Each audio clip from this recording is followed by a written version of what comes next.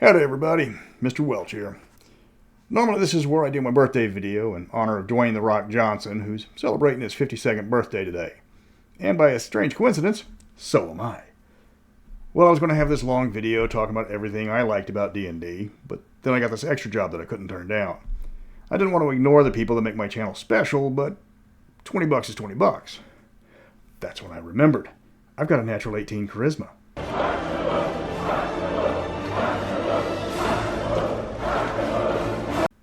So I thought maybe I could ask some of my friends in the D&D sphere to share their experiences about the game.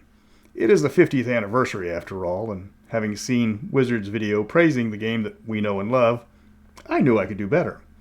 Consider it a symptom of my morbid obsession with absolute flawlessness. So who do I invite? The 5 or 6 people that I normally game with? Underwhelming. Anybody can do that. That's when I realized there was only one answer to that question. Everyone! But what are we going to talk about? Everyone's D&D is different. We all have our reasons why we play, why we got into it, why we stick with it. There was only one real question to ask them. Are we having fun or what? So, I contacted a few dozen other D&D YouTube channels, and their response was overwhelming. We'll help. Now, over 4 dozen volunteers later, the video tributes started pouring in.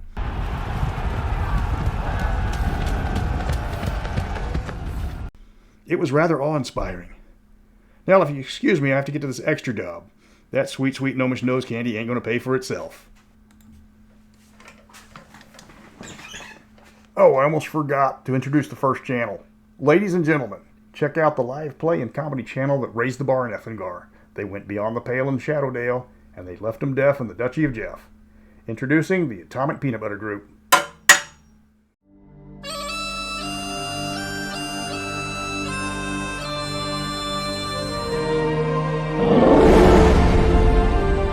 Welcome to the world of Kryn and the legendary Dragonlance.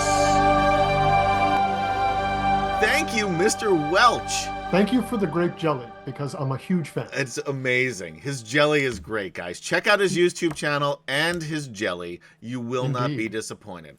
But let's get down to it. I am Adam, your dungeon master for Dragonlance on Atomic Peanut Butter Group. This is my old friend.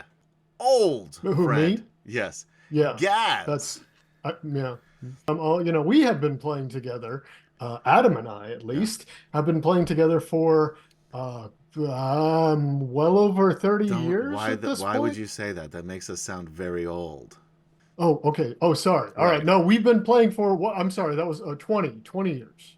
That still makes me feel bad about myself. Okay, we just met yesterday, and we decided to play some D&D. You can't tell by our receding hairlines.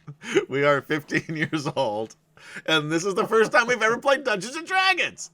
Let's talk about this seriously, because this is a serious thing. This is D&D's 50th anniversary, Gary. And we have been playing for more than half of that. And it's surprising how little we have learned in that time. I still don't know how to play this game. Neither do I. So now we've been playing D&D together on and off for a long time, as you said. And now we stream a game, a Dragonlance game. Dragonlance is by far my favorite setting in Dungeons and Dragons. I love it.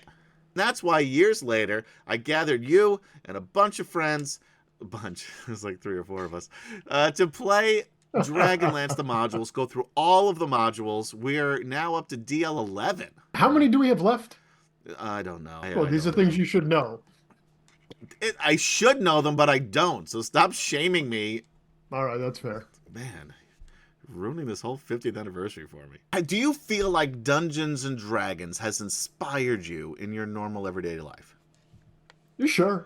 Yeah. I mean, D&D has been a somewhat of a creative expression, an outlet for me for many years. Yeah, now I was going to say that it was your mustache was inspired by the Knights of Solamnia. That too, actually. Although I do need to, you need to grow them out a little longer, but you're getting there. You're doing great. It really inspired me just when I was a teenager to write, to draw. Thinking about this fantasy world, really inspired me to do a lot of the creative things that I do. But anyway, that's enough about us. Let's get on with the show. Next up is BattlinBarrowGamers. BattlinBarrowGamers? Yeah, BattlinBarrowGamers. Have you seen their channel? It's donkey fights, right? Donkey fights, but underground. They burrow. Sweet. The burrows Wow. burrow underground. Burrowing burrows? Shouldn't they be like burrowing burrow gamers then? It should be. Oh, this is a missed opportunity. But they battle too. They battle. They're battling burrowing burrows.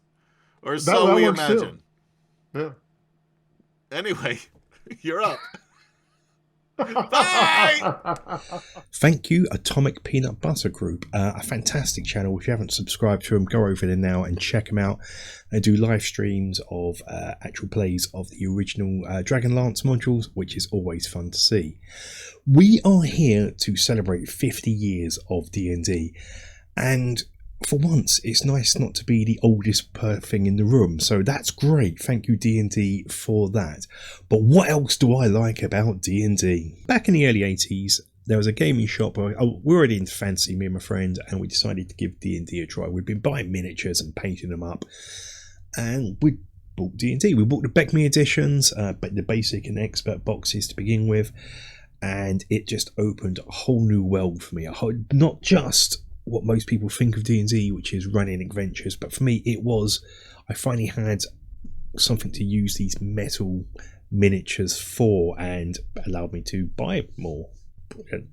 But then I always wanted to create sort of a tabletop, the terrain for it, and I never got to do that throughout the 80s, 90s, and even 2000s. It wasn't until just recently where I've managed to get terrain created for it and my table set up how I want it. In fact, I've now gone above and beyond with lighting, fog machines, soundboards, creating sounds, creating the whole sort of I even use scented candles to give that whole 4D experience, to realize that world I want to escape into, making it as real as possible. And as a forever DM by choice, I am sometimes a player, I love the whole prepping process. Sometimes I can prefer that more than the actual game. I love getting adventure plans, working out what miniatures I need, making sure I've got them, painting them, looking at the terrain, building terrain projects, and this seems like an awful lot of work because sometimes the players won't even go in that direction, but that is fine. That's all part of the process I like. Also, the fact that I've now got a soundboard, I like doing the Foley for it and creating sound effects and bringing that in, working out the lighting, working out exactly what I'm doing. It's just a fantastic game that's allowed me to do that, allowed me to be that, have that creative spark that I had liked. Of course, while I started with Beckme, I've played most of the editions. After Beckme, we did second, a few games of third, a bit of fourth, but now I play fifth, and I kind of like all the editions. They all have their own uniqueness, and as Beckme has a special place in my heart, it gives me great pleasure to introduce you to the next speaker, the becmiberserker, who does wonderful videos on the edition. And if you haven't, you definitely should go and subscribe to that channel. Thank you. Hi, it's great to be invited to say a few words and wish Dungeons & Dragons a 50th birthday. I'm going to sound really old for a moment and just reflect that it feels just like yesterday when I was at the hobby store picking up a copy of 30 Years of Adventure, when in fact it was 2004. I remember thinking it really cool that Vin Diesel had written the foreword and learning he played D&D, although I now understand that's still a disputed fact. So here we are, 20 years, 2 more editions plus a couple of Pathfinders later. The landscape of D&D is unrecognisable from even just 10 years ago. I first came across fantasy role-playing at the age of 11 in 1982, through the Fighting Fantasy series of books by Steve Jackson and Ian Livingstone, who were in fact the main culprits for bringing D&D to British shores. It wasn't long before I became aware of a group of friends playing Moldvay's Basic. A couple of games later, I was on a quest to W.H. Smith's with my paper round money to pick up a copy, but by then they were stocking a new version, one with a terrific dragon on the front and an image of a lone warrior that just screamed, "You are the hero." I was all in, and my years of high school were spent in worlds that would never have existed before my friends and I explored them. We developed characters, plots, campaigns, adversaries, politics, dominions, and war. In our little corner of the schoolyard, we were adventurers who went on to become rulers of great lands, and then immortals of the multiverse. In case anyone is in any doubt, what's referred to today as BECMI was the edition of the game we played to do this, and it is of course my favourite edition, which still gives me a buzz whenever I flick through the pages of those original 5-boxed sets. It's the only edition to include Dominion play and warfare in its core rules. You could come home from adventuring to repair your castle, see to your people, and strengthen your realm against the jealous baron over the next hill. There were rules for all of it. Across the world, the impact of Dungeons & Dragons has been profound. D&D has been responsible for developing many people's skills at collaboration and networking. It taught us how to work together, create, compromise, make friends, and in short, form meaningful relationships that for many of us still remain. However, I think the most important thing to celebrate is Dungeons & Dragons' legacy. Without the success of D&D, we wouldn't have all the games that followed. Middle-earth role-playing, Traveller, Call of Cthulhu, just to mention a few. The computer game industry might have looked completely different. The entire fantasy genre would be devoid of the lands of Greyhawk, the Forgotten Realms, Mystara, and the Hollow World. And of course, I wouldn't be talking to you, the Dungeons & Dragons community, who regularly come together in different corners of the globe for numerous conventions, to travel the avenues of our shared imaginations and build stories together, laugh in celebration of our characters' achievements, and sometimes laugh harder at our characters' Monty Python-esque demise. It's just a flesh wound! What other hobby can claim to have achieved such a feat? So I'd like to go a bit further than calling this a 50th anniversary and be ultra-British and refer to it as the Dungeons & Dragons Golden Jubilee. I mean, why not? Well, that's all from me. Now it's time for Blandco to give you his 2 pennies worth. Over to you, Blandco. Consider the owlbear. The owlbear came from humble origins. A cheaply made toy led to one of the most iconic monsters that exists. Go read Tony DiTerlisi's article on the subject if you want more information. Just Google search owlbears, rust monsters, and boulets, oh my. Oh, and speaking of boulets, I actually do have what I think is one of the original boulets that inspired Tim Kask to create this monster. Sadly, I don't have the owlbear, but, you know, you can't have everything in life. These sorts of monsters, the owlbear and the boulet, are an excellent example of why I love D&D. Inspired creativity. As I was pulling out some of the examples of random stuff that I've crafted for my YouTube channel, I realized, like, wow, I've made a lot of really cool stuff. And all of it was inspired by this Dungeons & Dragons tabletop game. I've had so many, like, compliments during D&D games where people say, you have the weirdest miniatures. I'm just really proud of that, and I really love when you put something on the table that no one has ever seen before, because it's literally the only one like it in the entire world, and you created that just out of your own creativity, and we have this game that allows us to use that and share that with other people. And I see, like, what other people are doing that are way more talented than I am, that they're just on all these tabletop crafting communities where they're literally making, like, art.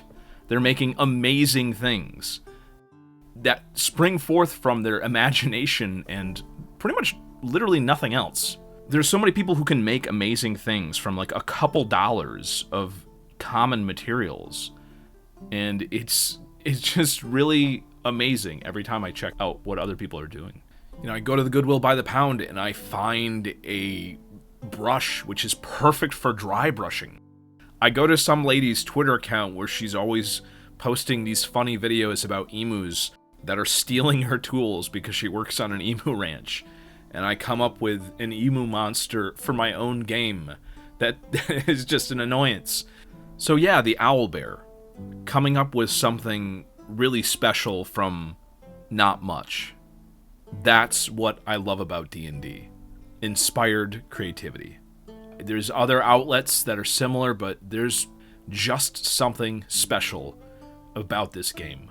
I just ran my first painting class ever, and someone chose to paint a flaming pug for their first miniature. Where else are you going to find that besides D&D? Up next is BobWorldBuilder. You probably know him from drinking potions very slowly and littering, but did you know he also does a podcast? And he also writes supplements for tabletop RPG games. And he's also writing a big book, Delve! It's big, it's got a lot of monsters in it too. It's BobWorldBuilder.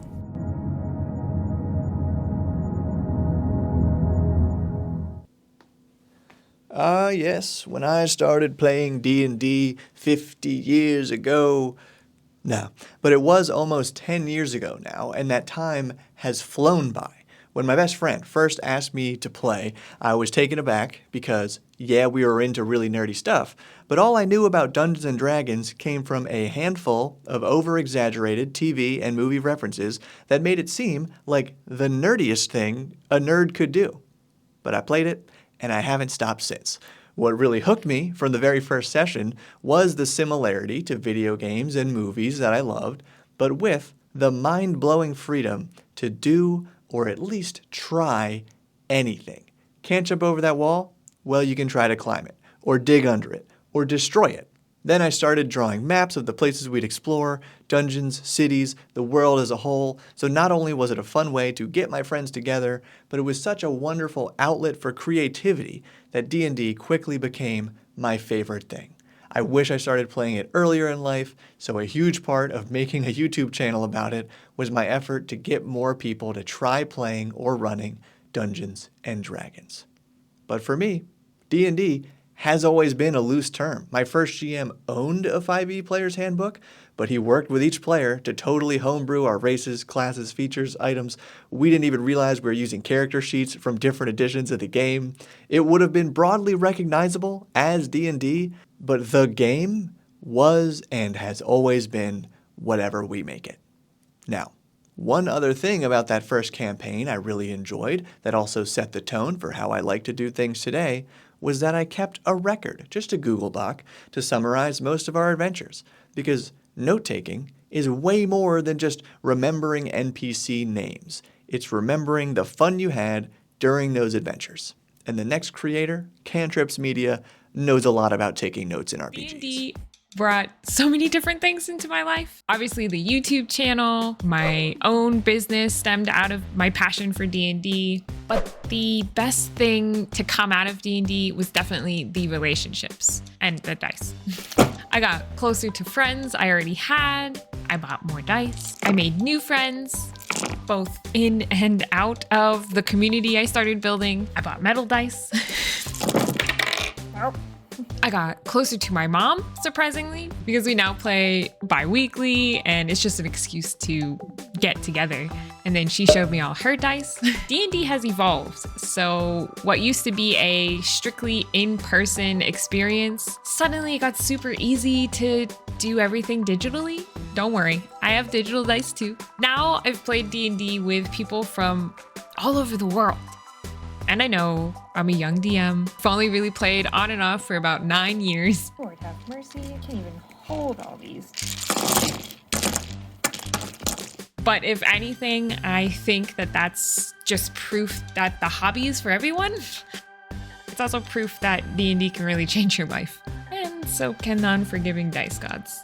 So speaking of being young to the hobby, it's kind of fitting that the next person reviews retro stuff.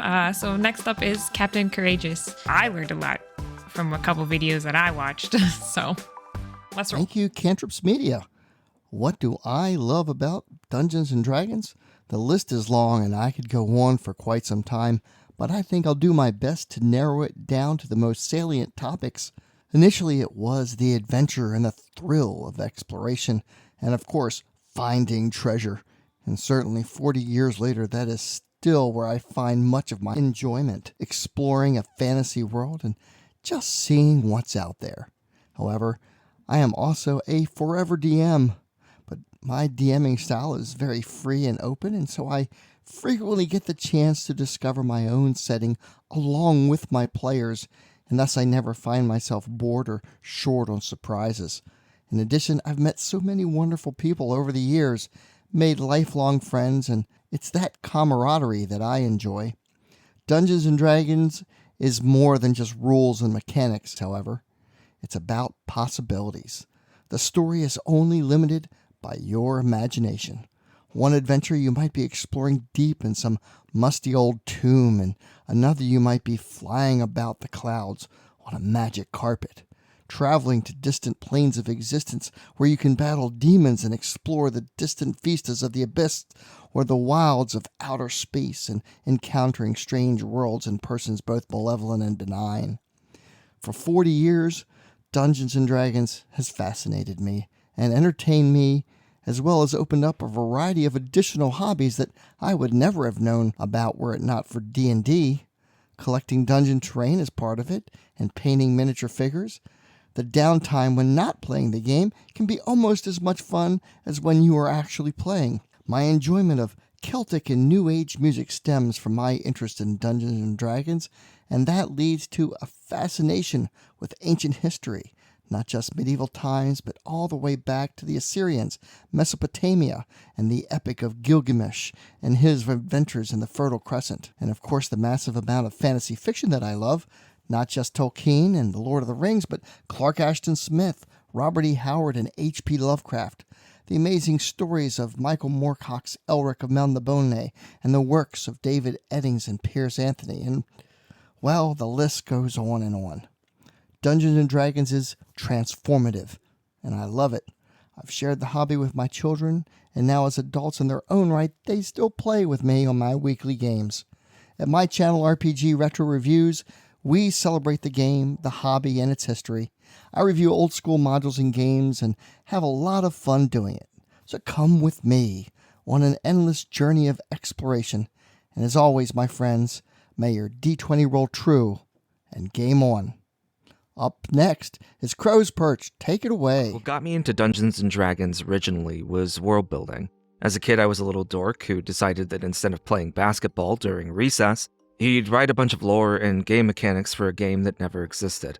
Until my uncle told me that game did exist, and I played my first session of Dungeons & Dragons 3.5. What he didn't tell me, though, was that it was his first time GMing, and he wasn't very good at it. But I loved the game, despite his ability. I played some elf ranger type, if I remember, and I love being able to act out a character in real time, not just as an actor, as I would later become, but as the character themselves. I loved exploring, and just figuring out a weird fantasy world that I could pick apart with imaginary hands, and visit places that never existed.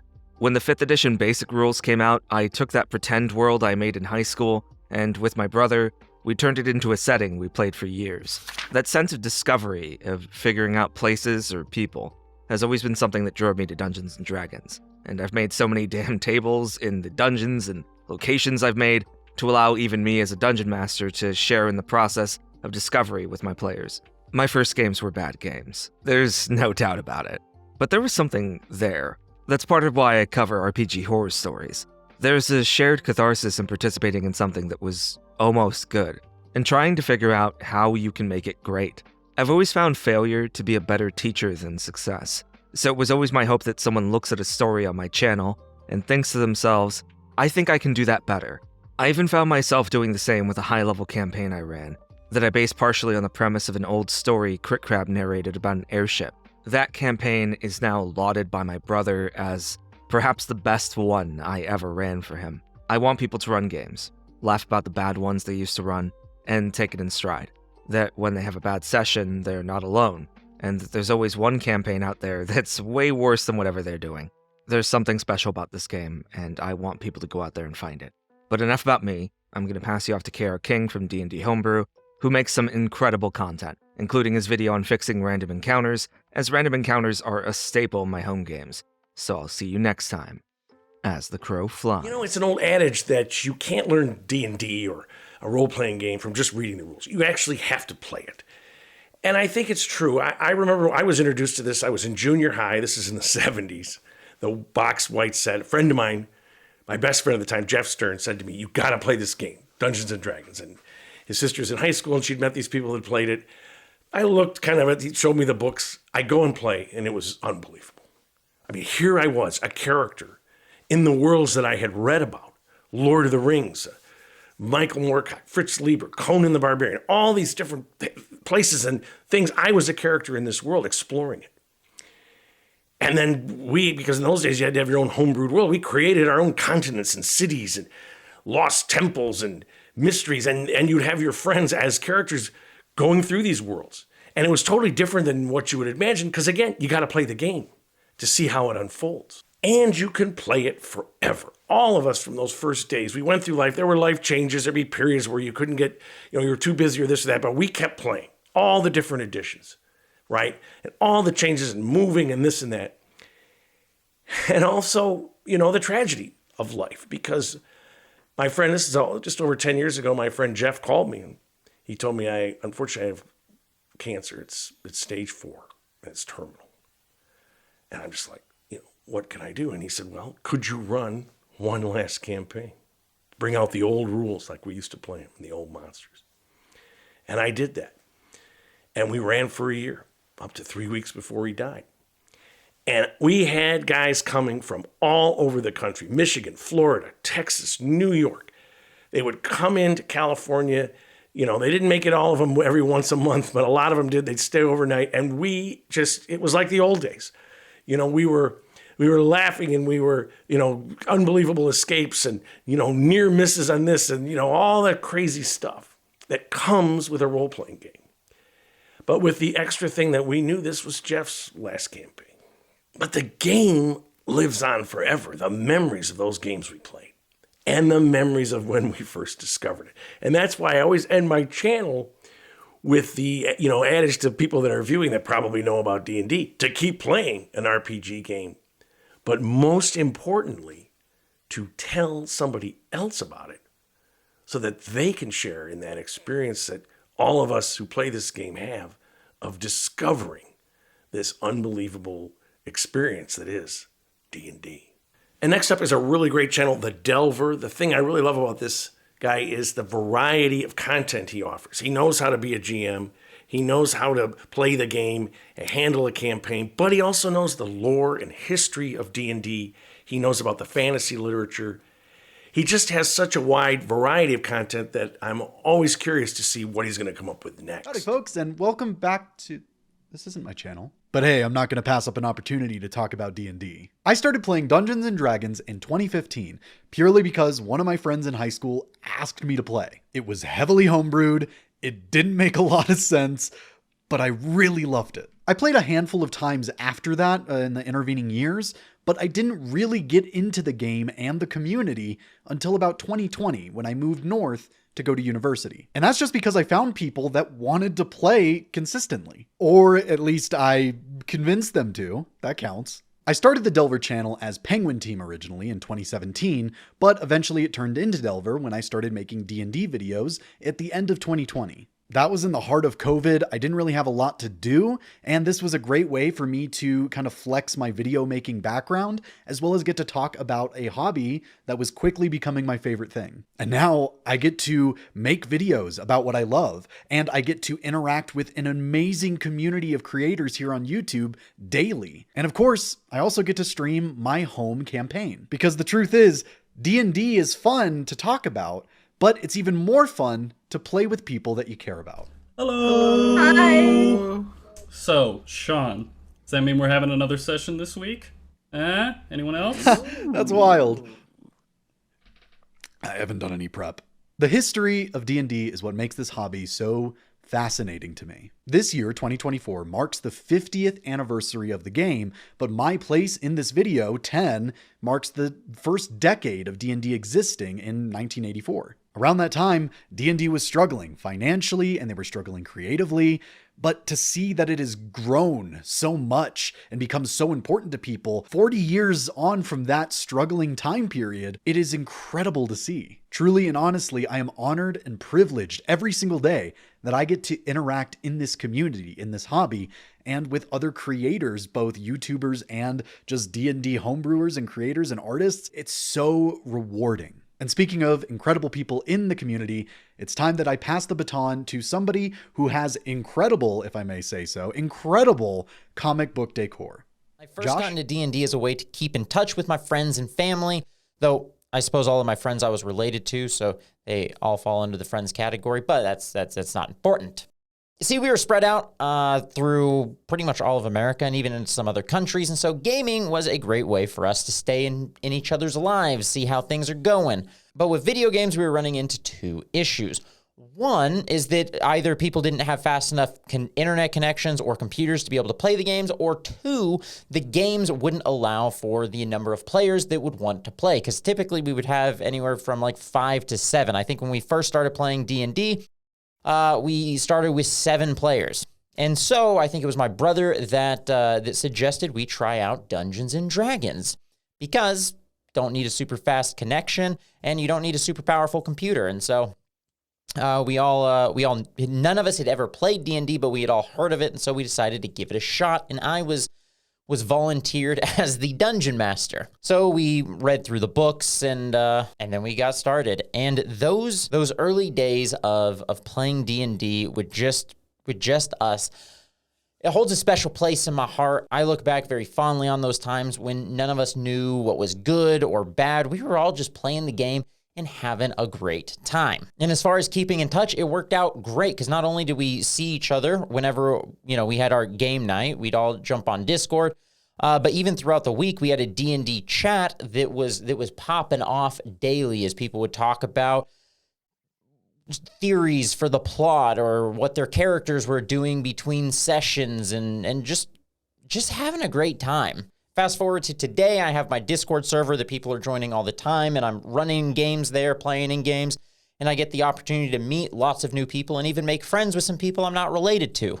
The D&D community has been great, and the opportunities that playing D&D online, which is the primary way I play, the opportunities you have with that to maintain relationships with people and then even build new relationships with people, just playing games and having a great time is my favorite thing about really TTRPGs in general, but D&D 5e is the primary tool system I use to do that. And so that's what I love about D&D. Now, if you're watching this, you probably like Dungeons and Dragons, which means that you probably like dragons. And if so, you probably would love Dragonlance Sagas. Who is the next person on this list? Thank you for the introduction, DM Josh. I remember discovering my father's Dungeons & Dragons basic set when I was a young child. I would play that for hours with my brother and sister.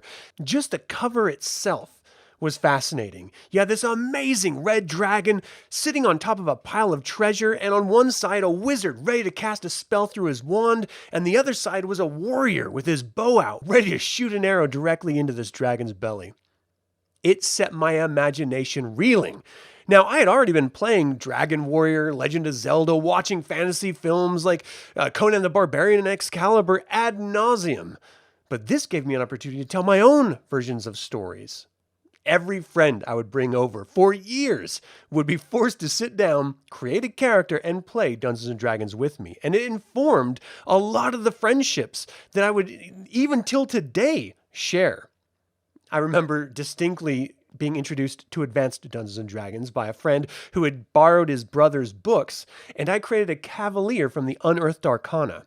This opened up my world entirely. To have an advanced system which went above 3rd level in this game that I've been playing for a very long time was fascinating. It set me on this spiral of possibility in adventuring and storytelling. I remember sitting on my bed, staring out the window, and the rain just battering against the glass. And my mind was focused on imagining different possibilities of different adventures I could go on, different characters I could create, and different scenarios that my friends would help me create through their storytelling in either being the dungeon master or players as I was dungeon mastering. I learned how to storytell, how to visually emulate the characters and monsters' actions while narrating the game to my friends. It was a fantastic experience, and while not all of them appreciated it as much as I did, it did create some long-lasting memories. My son eventually started playing the game as well, and while I was on a bit of a hiatus, when he first started getting introduced to it and sort of went down that same spiral as I did, it ended up being a tool that we could use together to stay connected while he was in his military service half a world away. Dungeons & Dragons has given me the opportunity to connect in ways with friends through shared storytelling I never would have been able to without it. It has enriched my life. It has propelled my artistic endeavors as I illustrated every single character I ever played and those of my friends, and the monsters as well, not to mention illustrations in novels like Dragons of Autumn, Twilight. This singular novel completely changed my perspective of Dungeons & Dragons and possible storytelling, and introduced me to so many other people who had never played the Advanced Dungeons & Dragons game, but had loved the novel. It allowed me to introduce them to Dragonlance in a way that I'm still trying to get over. As you clearly know, I have this channel celebrating the world of Dragonlance. So Dungeons & Dragons has been a seminal part of so many people's lives, including mine, for so many years that to celebrate it at its 50th anniversary seems not quite enough. But what are we going to do?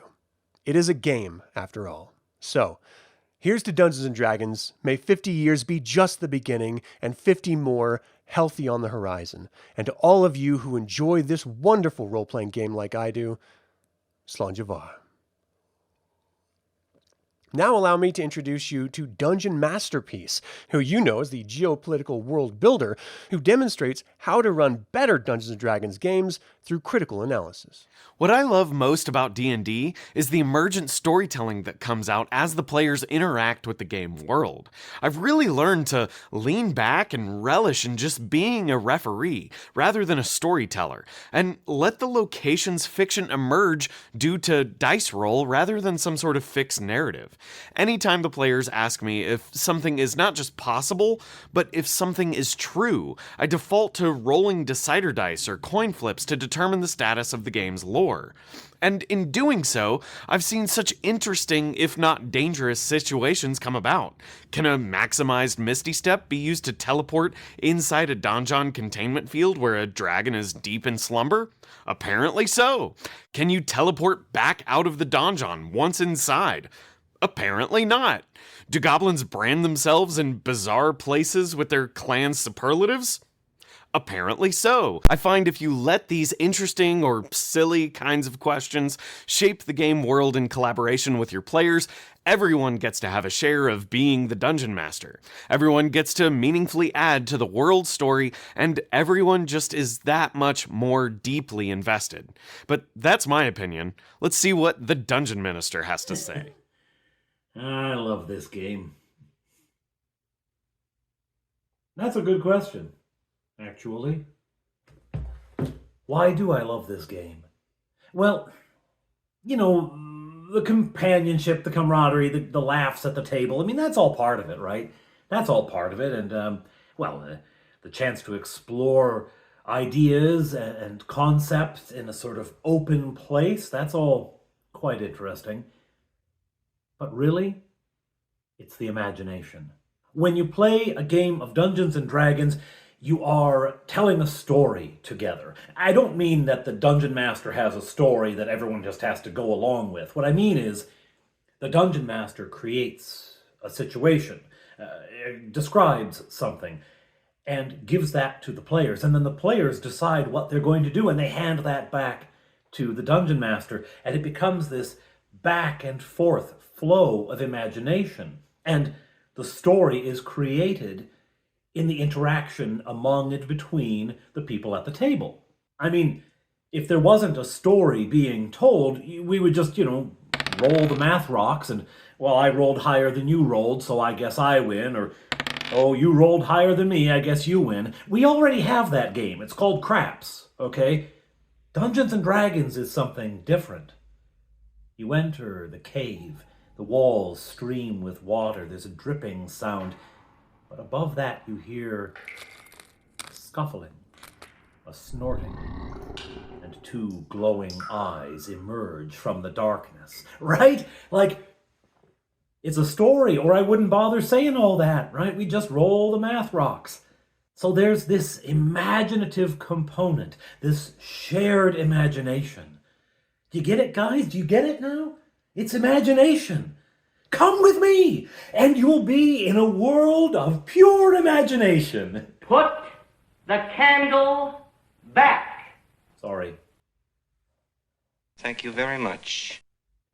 All of that imagination, though, is built on a structure of rules. Now, I like BECMI. It's a rules-light system, and so there's not a lot of rules, but they're there. And they constrain the action in some ways. They guide it. They shape it. So the imagination and the untrammeled imagination works around the skeleton of the rules. Well, of course, you have to learn the rules. You have to know what the rules say. And, well, how do you learn? You go to school. You go to class. I wonder if DungeonClass could help us with this. What I love about Dungeons & Dragons is it brings families together like nothing else. Since we first started this channel, we've always said that this game is better with family.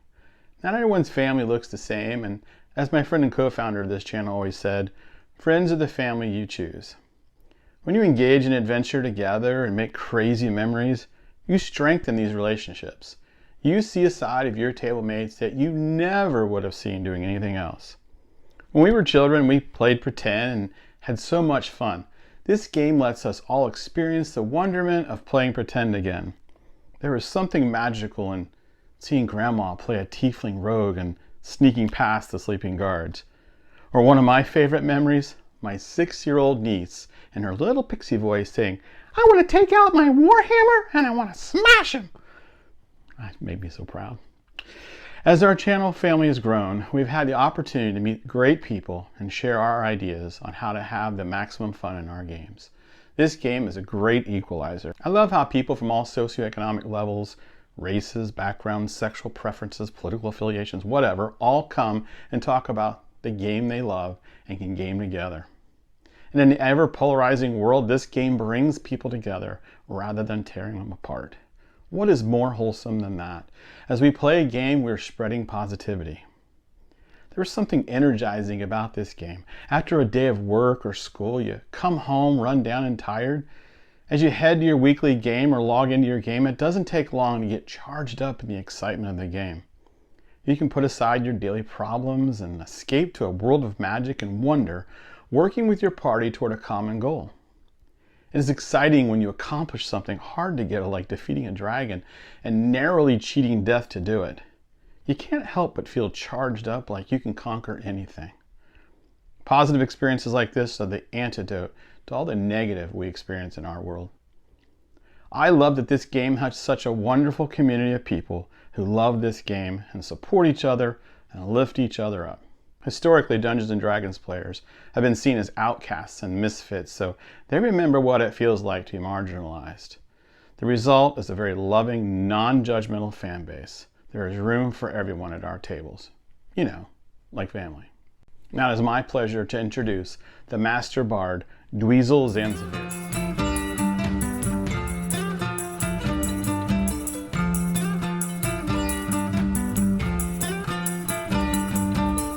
Shot out back in 74. Pretty soon we were crying for more. Greyhawk, yeah, that was quite nice. We'll tell some stories and roll some dice. I first found you in 89. A new school, I was feeling fine. Found a club where they played the game. Other kids like me, we were the same. Bunch of nerds, cause that's what I am. The encyclopedia, that was my jam. Dungeons and Dragons, a wonderful thing. My heart full of joy, I just want to sing. D&D, I'm 50 years old. D&D is all of my soul. D&D continues to grow. D&D, I love you so. I stopped playing when I left school. I listened to people who said it's not cool. I thought of the game once in a while. Memories of adventures brought back a smile. When the world then ground to a halt, you sinister virus that was at fault. Some friends bought a starter set, looking for players, I was a sure bet. 4 years back, I'm in love with the game. I'll never stop playing D&D again. Dungeons and Dragons, a wonderful thing. My heart full of joy, I just want to sing. D&D, I'm 50 years old. D&D is all of my soul. D&D continues to grow. D&D, I love you so. D&D, 50 years and still strong. D&D, I wrote you this song. D&D, yes, you are the best. My time is up, Earthmote, you're next. D&D.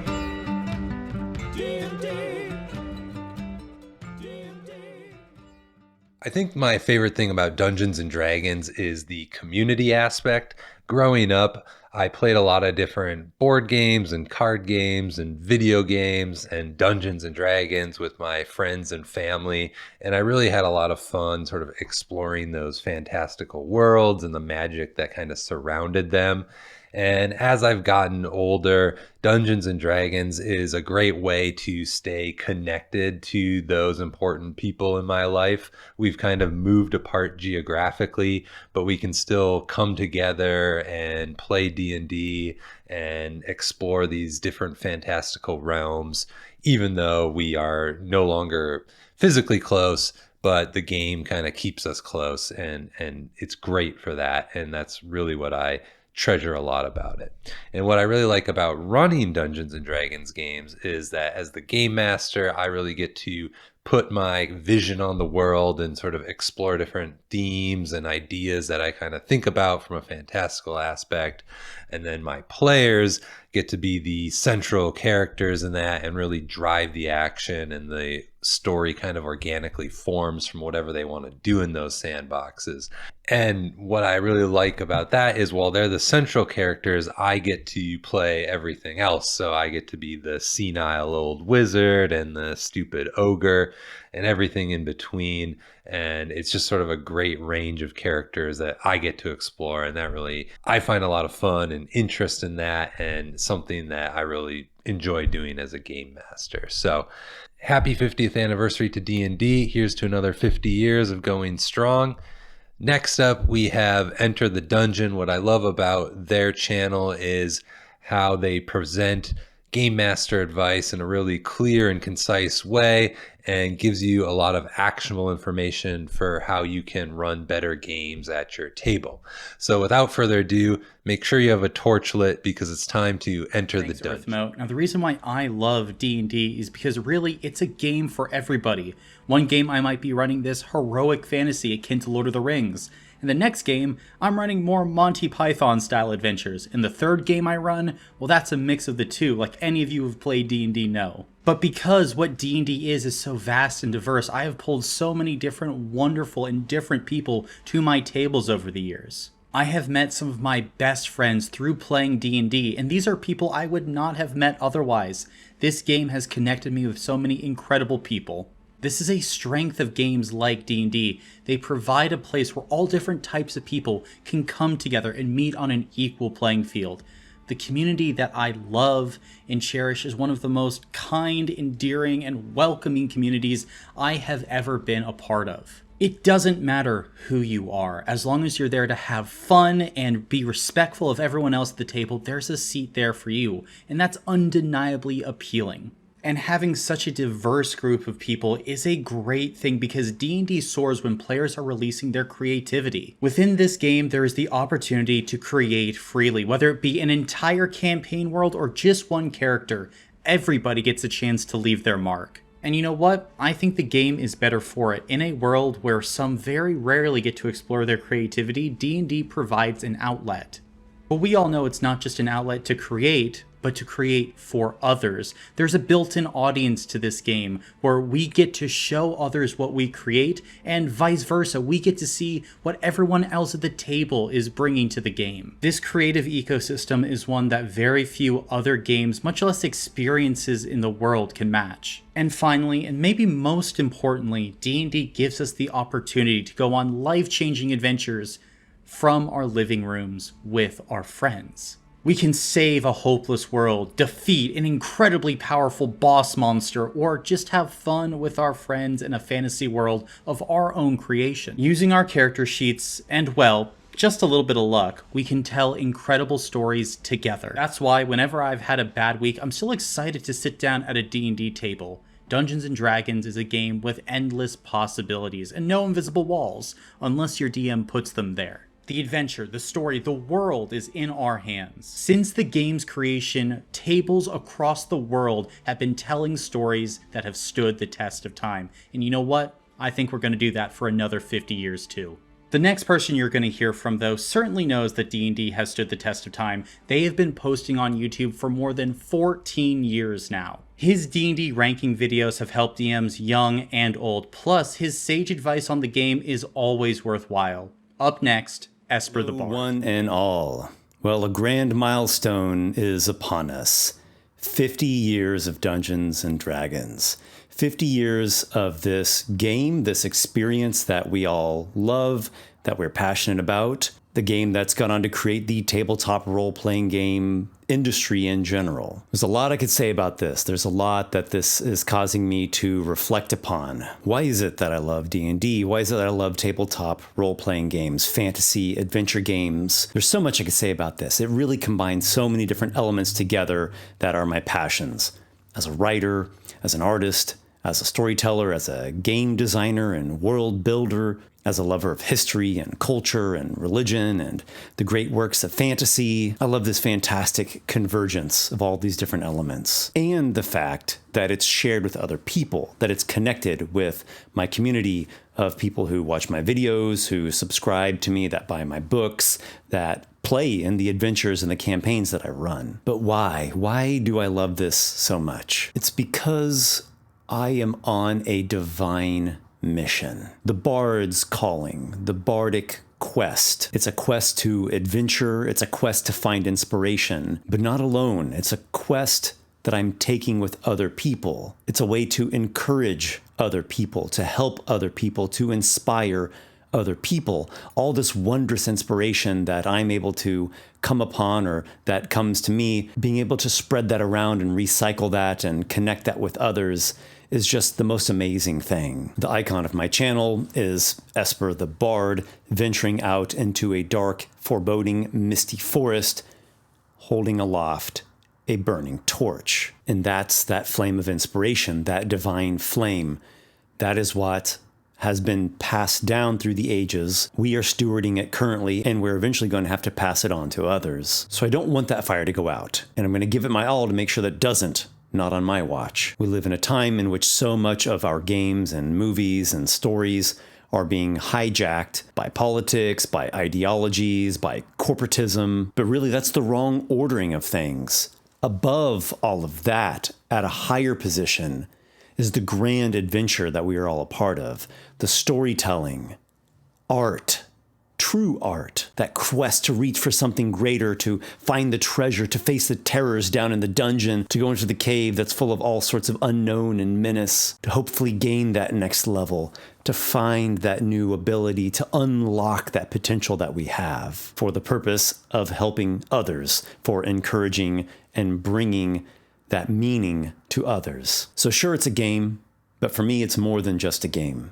And I know that it's more than just a game for many other people, because I get emails, letters, messages, even calls from people. And they tell me how videos of mine or my books or something that I said really helped them grow as a storyteller or as a game master, or help them get through some moment in their life. So that's what I strive for, to keep the heart and soul alive, to keep that flame burning, that timeless fire of the spirit of the mythic adventure, of the hero's journey. And I want to say thank you from the bottom of my heart to everyone, to those who create D&D, to all the different groups and communities out there that actually compose the game itself, and to everyone who watches my videos, who purchases my books, who engages with me in some sort of way. You all provide so much meaning, and I'm so grateful that I get to do what I love, to follow my passions, to follow this grand calling. And now I have the pleasure of introducing the next creator, feywildfiend. As you can guess from the name of her channel, she is enchanted by all things fairy. But her content goes beyond just that. She talks about world building, about creating characters, gives a bunch of different gaming tips. So let's step into the toadstool ring now and follow the mesmerizing music. Thank you all. May your adventures be many, my friends. I started playing D&D knowing very little about it, except that I'd get to spend weekend nights with my friends, having a good time, and pretending to live in a fantasy world. And that time with the people I love will always be the best part of gaming for me. But I found that the more I learned about D&D, the more I understood its world, stories, characters, and mechanics, the more I could do with it. Of course, I've always loved Tolkien's worlds and other fantasy tales, but realizing that I could create a story, especially as a DM, to reflect whatever setting, narrative, vibe I wanted, gave me so much creative freedom. Our first DM gave me his copy of Wild Beyond the Witchlight because he knew I wanted to explore the Feywild, and that campaign became the basis of my channel here on YouTube.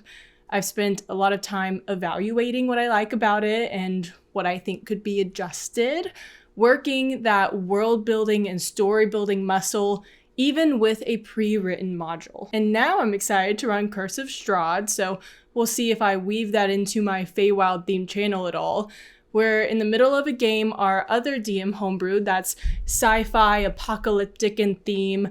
I'm starting to think about writing my own homebrewed Fey campaign, maybe a part 2.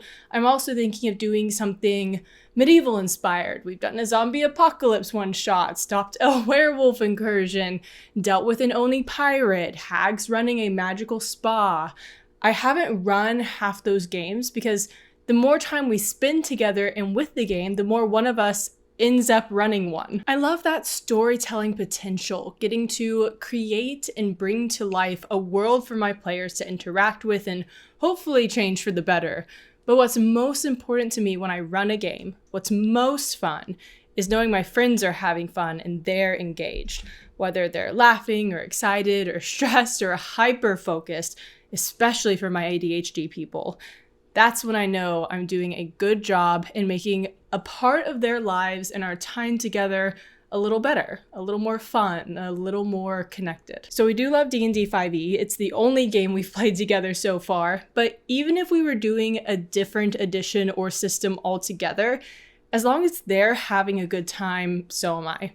Nat 20s during combat are just the cherry on top. Next, we have FlutesLoot, who focuses on practical ideas that you can use in your campaigns as both a player and DM, but who also has the occasional just for fun video, like guessing RPG-themed candle scents. One of my specialties is I've been an improvisational comedian for over a decade, and D&D helps me with something that is a problem for people who do improv, which is that an improv scene is very ephemeral, and you kind of go home and you're like, well, that was fun, but what was it in the long term? And D&D I see as a long-term, long-form improv exercise with some rules to rein it in, which most improv games have some kind of structure to them. Being able to build something as a character long-term or as a DM building something long-term with the players. I do see it as collaborative, as a fun exercise with my friends. It helps me get into that place kind of in between like a script and just a pure improv scene. I mean, the numbers are great too, and the research and the English comprehension, all of it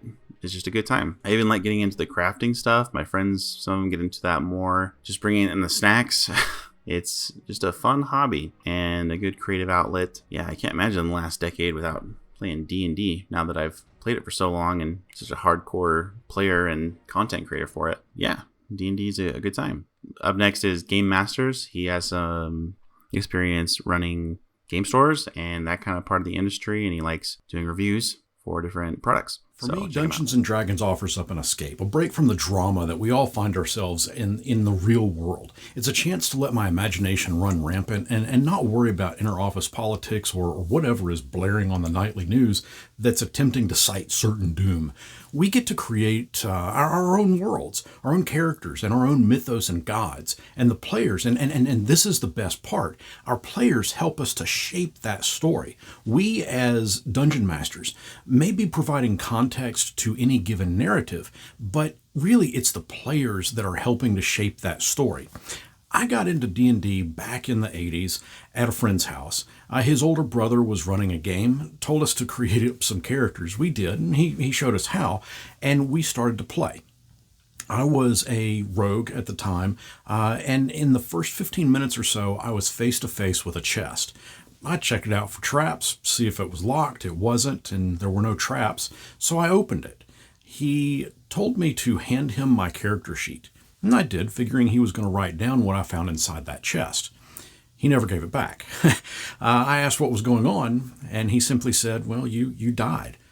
I asked what happened, and he only replied back, well, you have no idea. You're dead. And I've been hooked on this game ever since. I cut my teeth on THAC0. I grew up in an era where armor class was best when it was in the negatives, and I advanced through the various editions that came out, eventually moving from playing the game as a player to running the game as a dungeon master. And in that process, I would take the various bits of additions that I liked and would add them into my own homebrew world. I hate to sound like a typical old, tired D&D fan, but I'd say that one of my favorite settings was Forgotten Realms, followed by Spelljammer. But I also really enjoyed Red Steel for the Mystara setting, and Dark Sun and Dragonlance were always fun to run players through. But it was Gygax's old stomping ground, Greyhawk, that we really explored, which of course is where cool items like the hand and eye of Vecna originated. Not to mention Greyhawk is also where some very famous NPCs are from. And I'm talking Bigby, Igwilv, also known as Tasha, Melf, the one that created Melf's acid arrow. Even Vecna himself is from Greyhawk. Speaking of Greyhawk, you gotta check out what GreyhawkGrognard has to say. Hey, I started playing Dungeons & Dragons in 1977 when I was 11 years old. I started with the Holmes Basic set and quickly went on to AD&D First Edition. Went to Second Edition and then went back to First and kind of stayed there for for the last couple of decades. I love this game. This game was my life for so many years and remains a big part of it even today. There's just something about the ability to just take your imagination into wild new places. It's a way of forming lifelong friendships with people, especially some of us who aren't so good at social encounters and stuff like that. The game gives us a way of bonding with people to kind of smooth that over and make it easier for those of us who are a little more awkward in that department. I like the first edition AD&D rules myself. I know other people like other ones. That's great. I like the fact that it's kind of a toolkit. You know, it's very modular. You can choose which parts and bits that you like, and you can. It gives you room to innovate and invent and experiment. You can change something over here, and it won't break something over there. But at the core, Dungeons and Dragons is about making your own stories, whether or not that's a collaborative thing between the players and the GM, as you see in more modern iterations of the game, or if it's a more adversarial relationship where the players are trying to overcome the obstacles that the GM has put in their way. Either way, you're still a story emerges from that relationship between player and GM. And it's the creation of those stories and the fact that the game allows you to have stories that can go in literally any direction, other planes of existence. You can draw in things from fantasy literature and folklore and history, and it all comes together into a perfect amalgamation.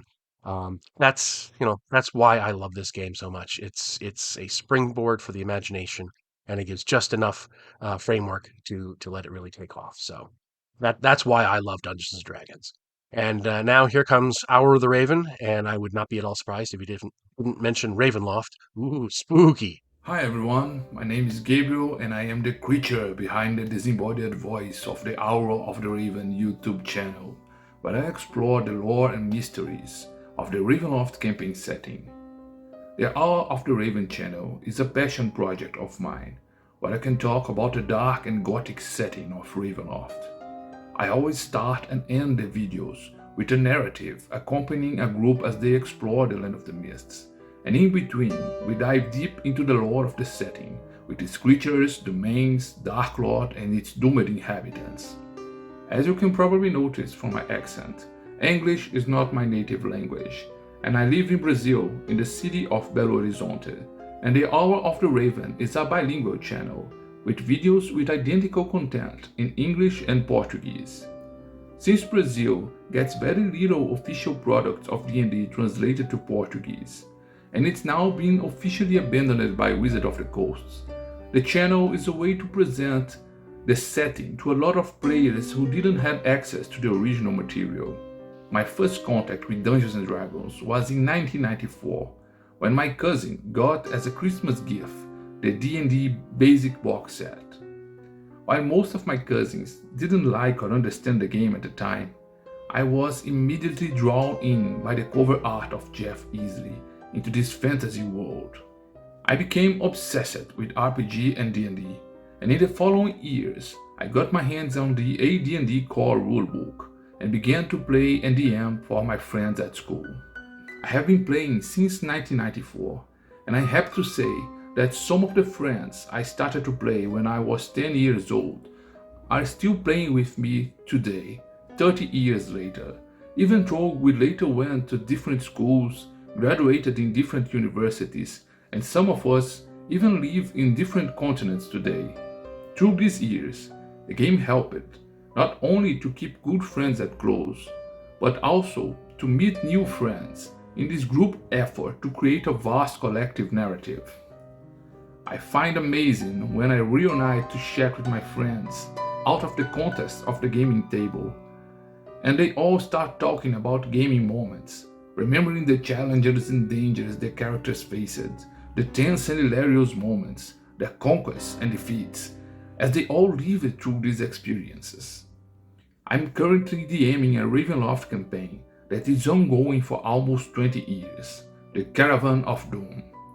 We started the campaign with the events of the Grand Conjunction of Ravenloft, and have passed all major events of the setting, going beyond the official timeline, and now going into a more cosmic horror theme. As you can tell by my videos, I'm a great fan of the lore of D&D. Though it should in no way restrain a DM in his creativity, I think that through the common lore presented by D&D settings, players of different groups can also connect and share experience about famous enemies, characters, events, and adventures of their favorite settings, creating a large community in which to share experiences. And now, we shall travel around the world to New Zealand to learn about the channel How to RPG, that has many cool videos teaching and offering great advice on how to play and DM. Check it out. Hi, so what's my hope for Dungeons & Dragons now and going into the future? Well, honestly, I think it's the potential for it to change people in a really good way.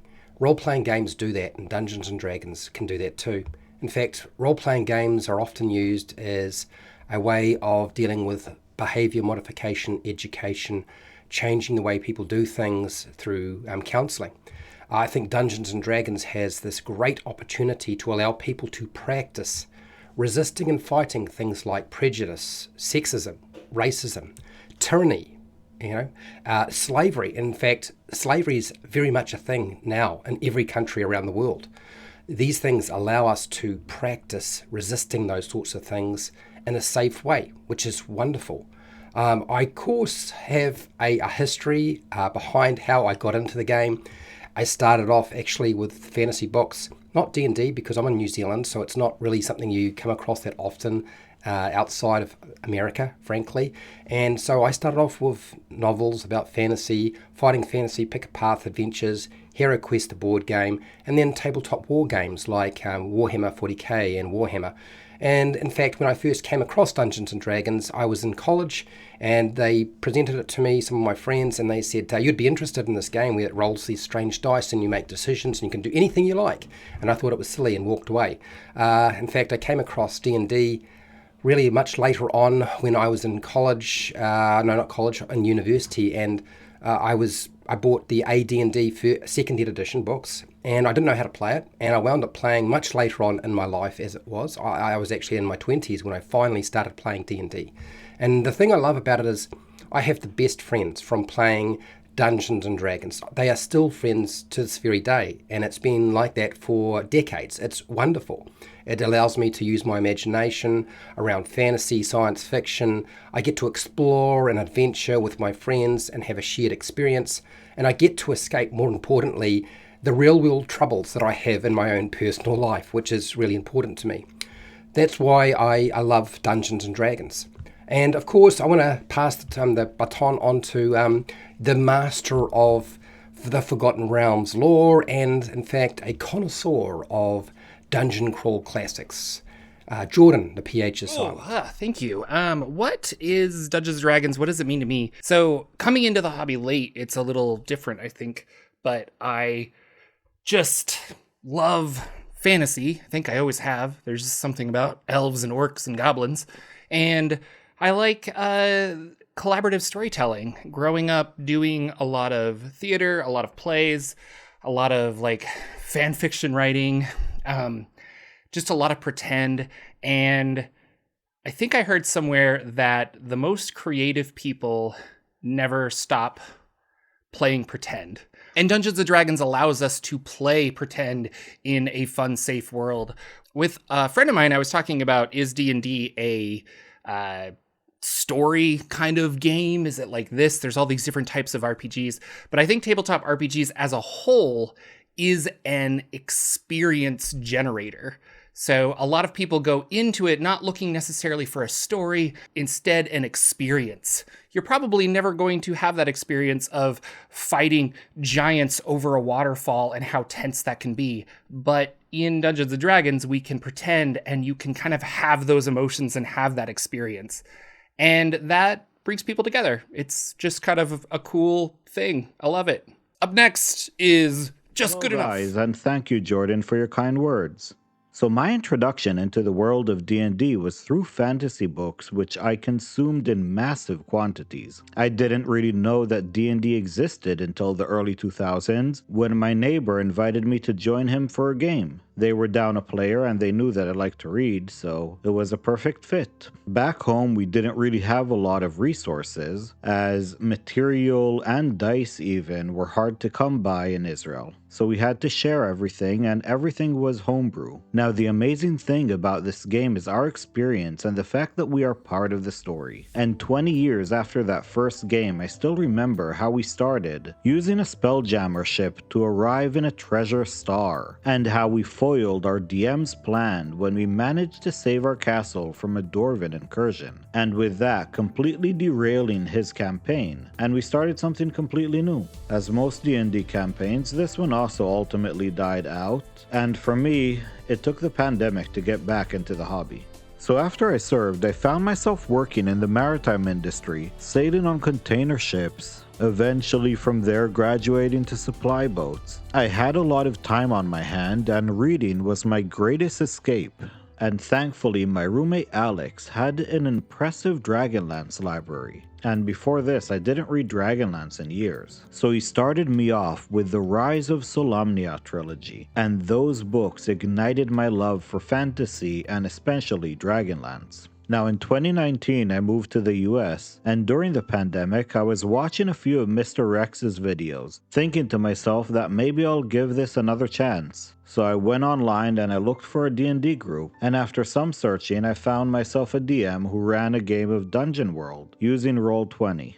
Now, Dungeon World is not the greatest RPG system, but it is a very simple system and it's very easy to get people back into role-playing games. And I am forever thankful to my DM who was very patient with me. A few years after that, I moved to Virginia and I looked for a few D&D groups in the area, and I stumbled upon Chris from the Rogue Game Masters. As a new transplant to a faraway city, D&D gave me a community and new friends. Although the campaigns that we started already ended, but the group is still together, playing every Sunday in a brand new campaign. And in this group, I developed true friendships with people that will hopefully last a lifetime. A buddy and I even made it to GaryCon this year, and it was an amazing experience. The people were so nice and the con was so small and intimate. We played a few games and went to a few seminars. It was a blast, and I'm so happy that I made it.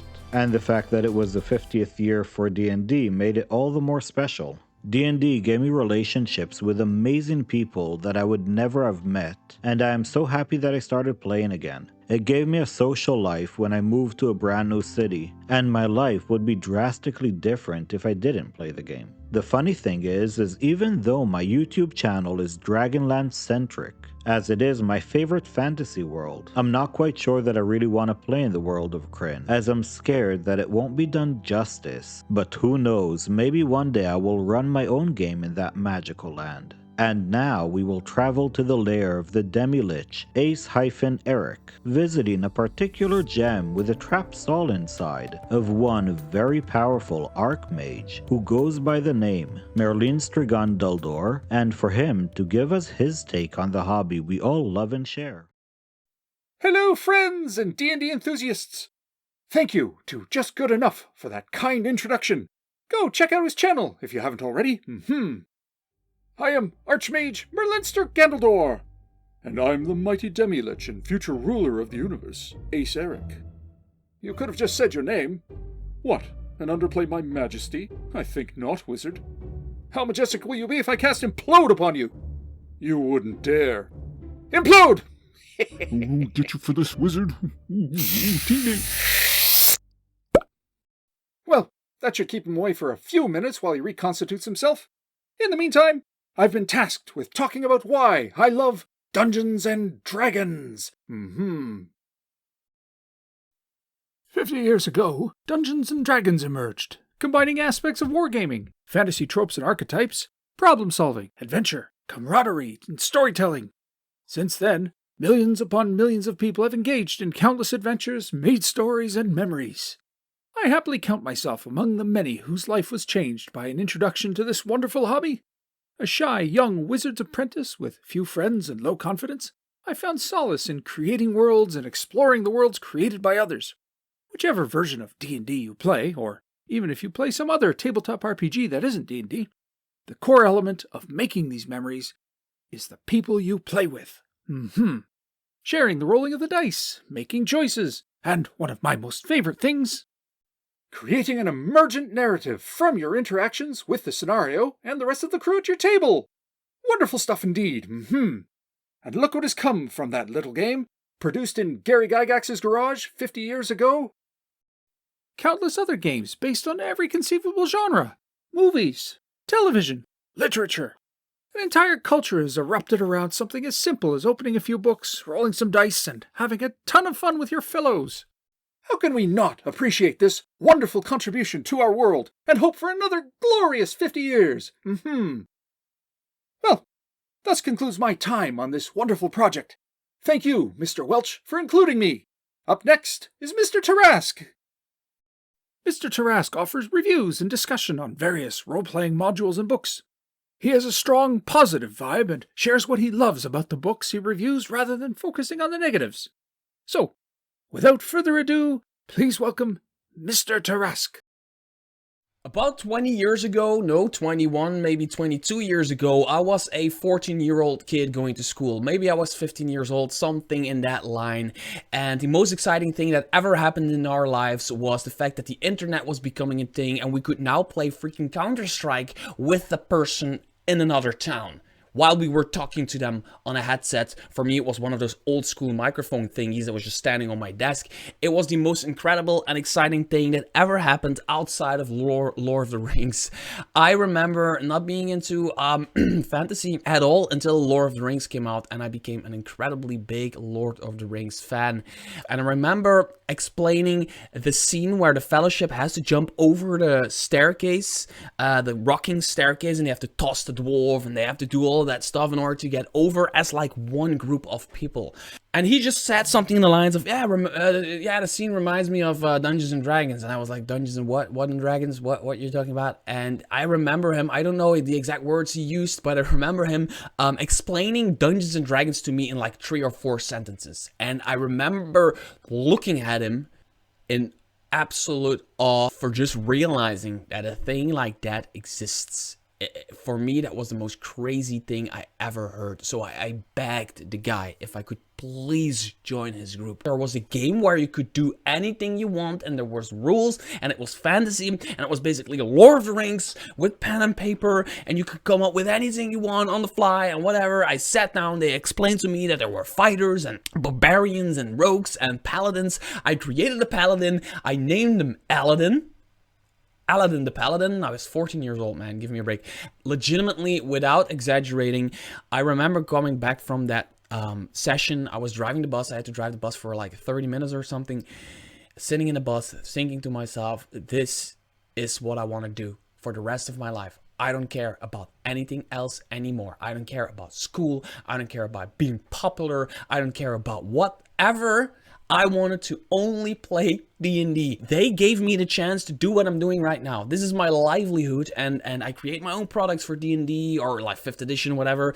I create products for the Cypher system. I mean, I do videos. I talk about my greatest passion in life on YouTube right here. For me, Dungeons and Dragons is not about the dungeons. It's not about the dragons or any tabletop RPG for that matter. It's not about labyrinths. It's not about NPCs. It's not about mountains. It's not about cities. It's not about the worlds. In the end, they're all tools we use in order for a bunch of people to come together once a week, once a month, whatever, to sit down at a table, eat unhealthy food, and make poor life decisions without any repercussions. And I could genuinely talk about this all day, but it is my absolute honor to introduce you to Mr. Welch, who is the creator of the video, the brain behind this video you're watching right now, and you're probably watching it on his channel right now, so make sure to click that subscribe button for him.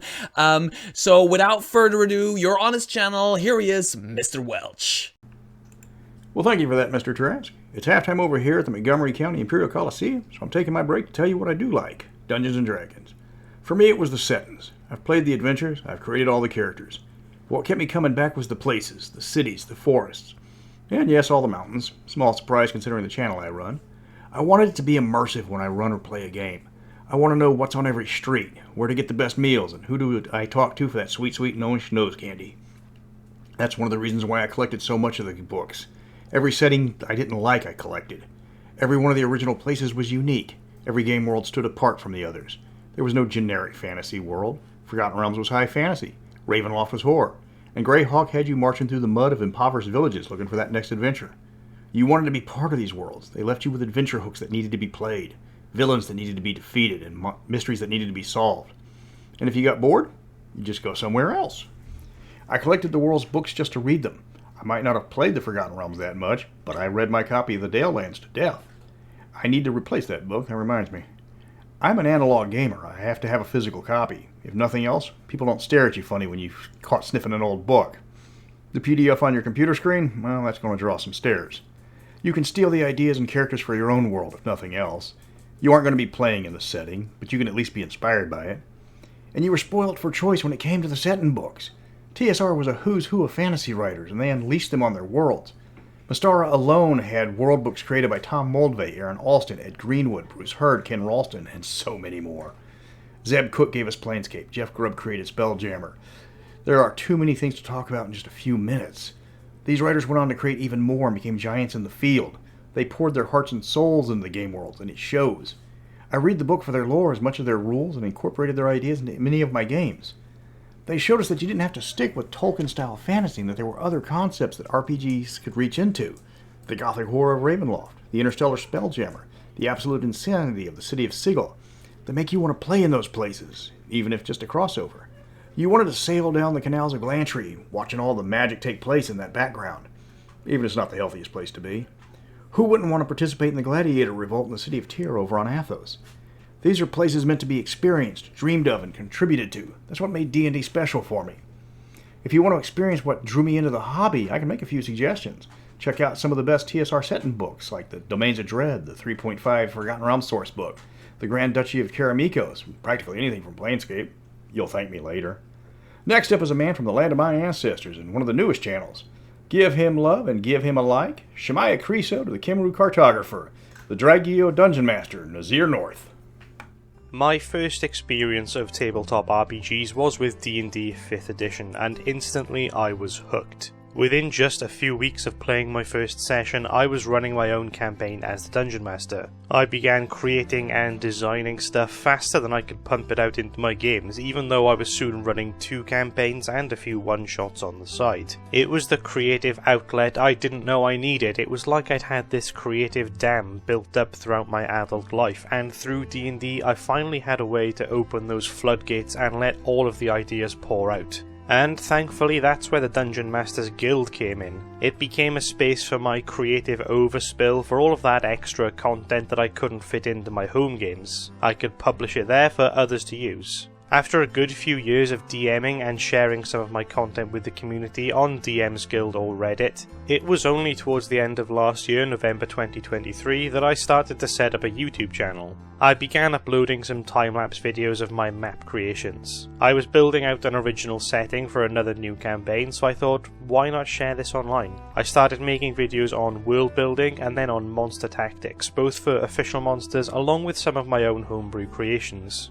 In just a couple of months, to my surprise, my channel actually started to grow, and I hit my first 1,000 subscribers.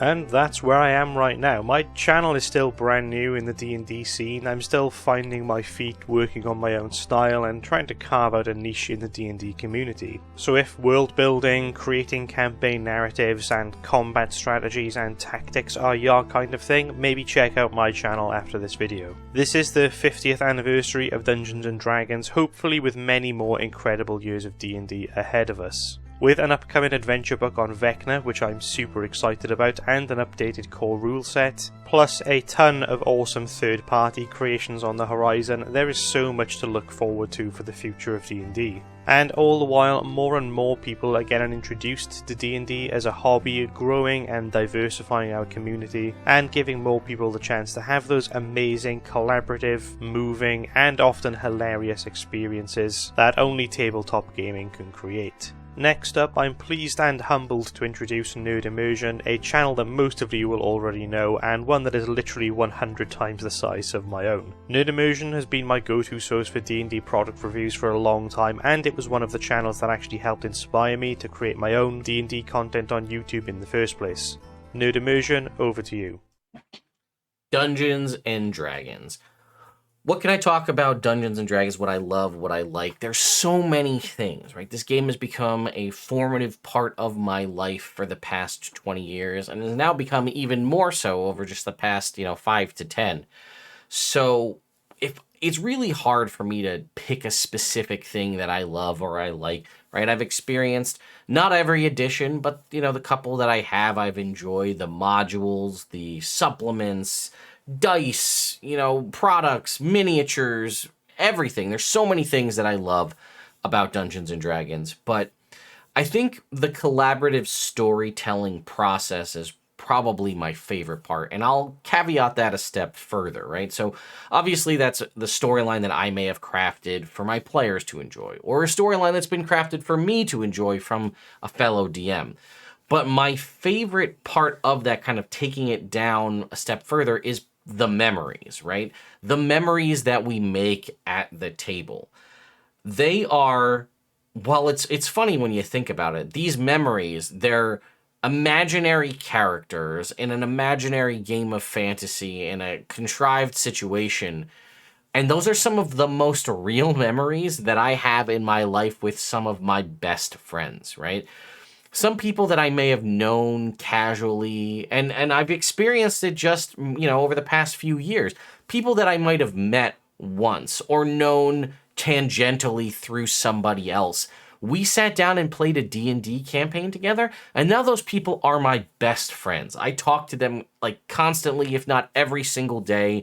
Or if we have a game coming up, that game that I can't wait for the next D&D game or the session that I'm going to run, because I just can't wait to spend time with my best friends experiencing this game that we all love. And, other people may sit down and talk about the experiences they've had in their lives, whether that's going out to different get-togethers or things they've experienced on a sport team or what have you. And I talk about the first dragon we ever slayed, or that time so-and-so rolled a natural 1 on their stealth check, or how could you not realize that was a mimic, that kind of stuff. These memories are my favorite thing about D&D, hands down. There are so many different things that we can experience, and we have these memories, and they also then go to impact the way you play the game going forward, right? You might realize that you loved one thing or another, and now you want to change that or tweak that and alter the way you play based on the experiences you've had together. So that's definitely my favorite part. And speaking of learning from the sessions that you play and the various games and aspects of it, I'm going to pass this on to Okayest DM, who is one of the best people out there for talking about what they've experienced in games that they've played and how that has impacted the way they go forward. So, what do I like about D&D? Well, when I was a kid, I was obsessed with making worlds and inventing stories of my own, creating places to tell them in. And when I came across a Dungeons & Dragons rulebook for the first time, I started flipping through it like it was a story, like it was a picture book. And I slowly realized what this was. This was the medium that I needed to be able to do one of my favorite activities, not only by myself, but with others around a table, telling a story together. Since then, I have been obsessed with this idea of rolling dice and pushing minis around to enhance the story we tell in our imaginations together. Yes, I've gone on to design other games myself. I'm the creator of sagas now, an entire system all on its own. But I never, ever would have even considered it, never even would have set foot into this realm if I hadn't found Dungeons & Dragons to begin with. It's such an essential stepping stone for so many of us. I would not be where I am today without Dungeons & Dragons. It has been such a turning point in my life, discovering this hobby, making so many new friends, meeting amazing people. And I could never possibly show the true gratitude I feel for being able to discover this game. And now, the same question to old men rolling dice. Hey, it's DM Jeremy, and I started playing Dungeons & Dragons in 1984. 40 years is a long time. I know I'm an old man. But even though the game has changed a lot over those years, my love for the game has not changed. I have played all the editions, and I have enjoyed the game regardless of the changes that have come my way. I got my start, though, with this, the red box. And the game in this simple form really captured my imagination. I became addicted. Addicted's a very strong word, I understand. Maybe not the right word, obsessed maybe. But I can't go long without playing the game. It's that important to me.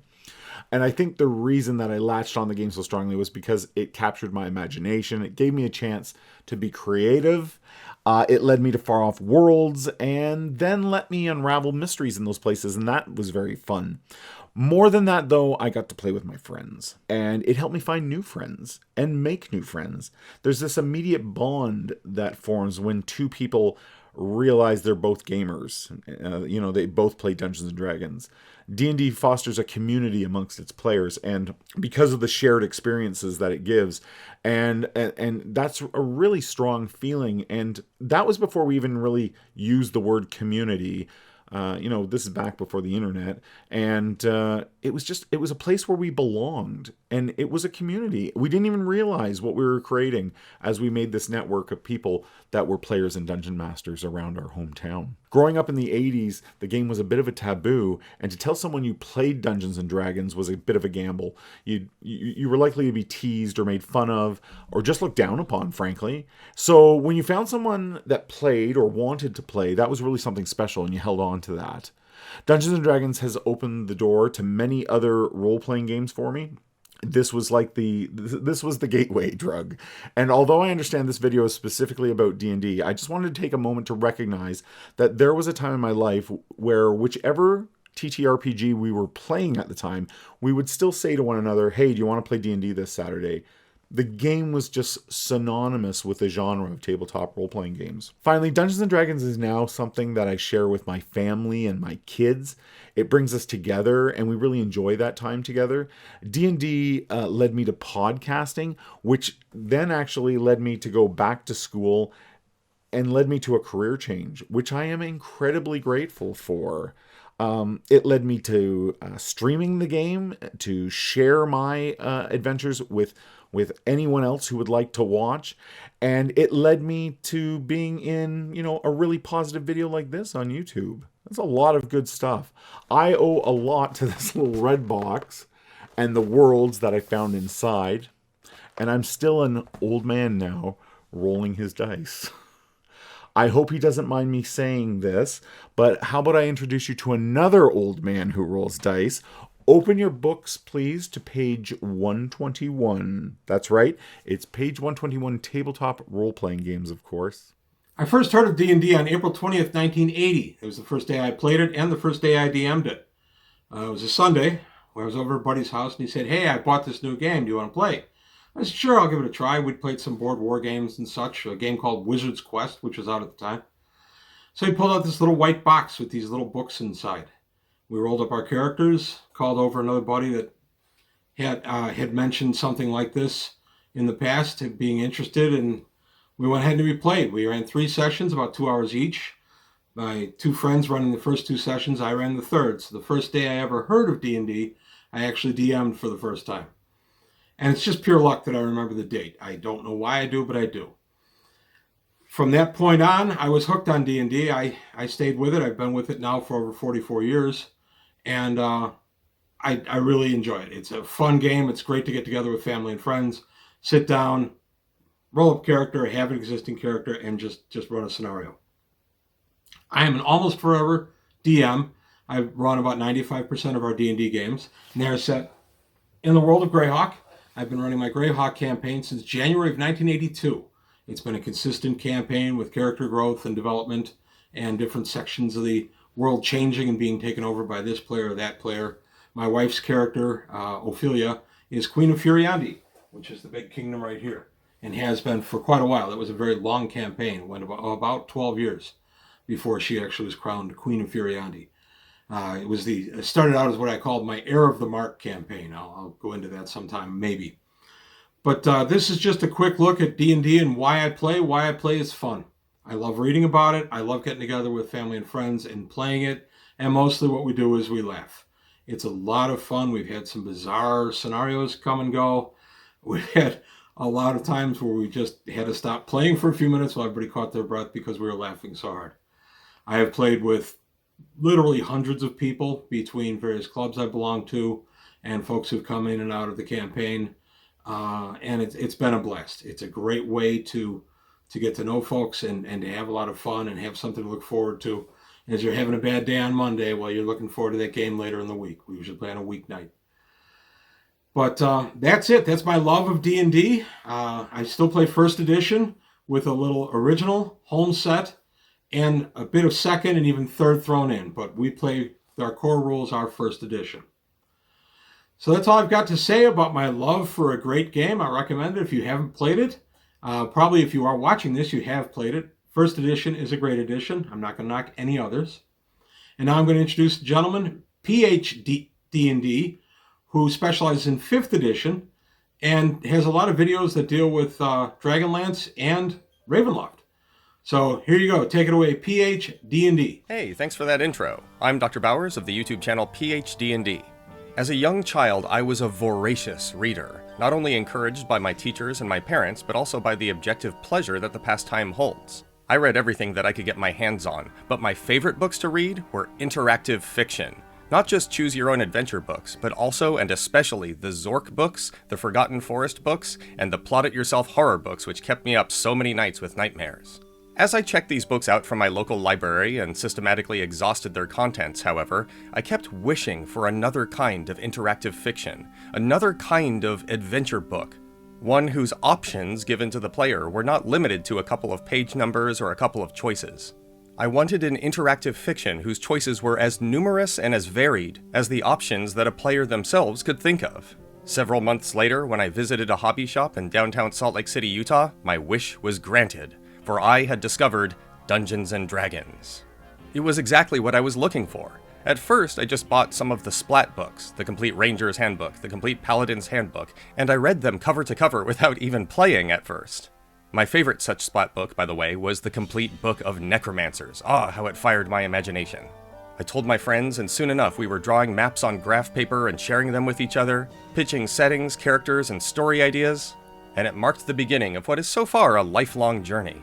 Years later, after getting my doctorate in philosophy and becoming a university professor, I turned back to that old hobby, one which never left my passions, and I started publishing adventures on DM's Guild, releasing videos on YouTube about how to run adventures in Ravenloft, how to run Dark Sun in 5th edition, and how to play other indie TTRPGs. In fact, now I'm the lead designer on an independent TTRPG having to do with the King in Yellow.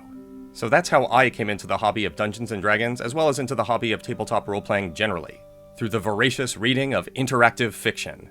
But enough about me and my experiences. Let's hear now from Ketchup. Take it away, Ketchup.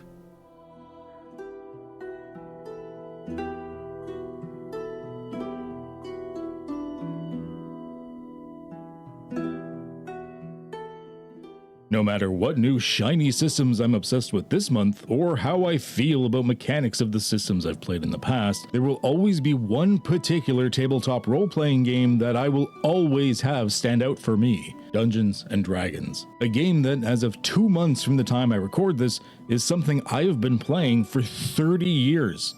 For me, it's not just because of the member berries, the nostalgia, and the fact that it's always been the most popular system within the genre. For me, it's because it changed my life, and for the better.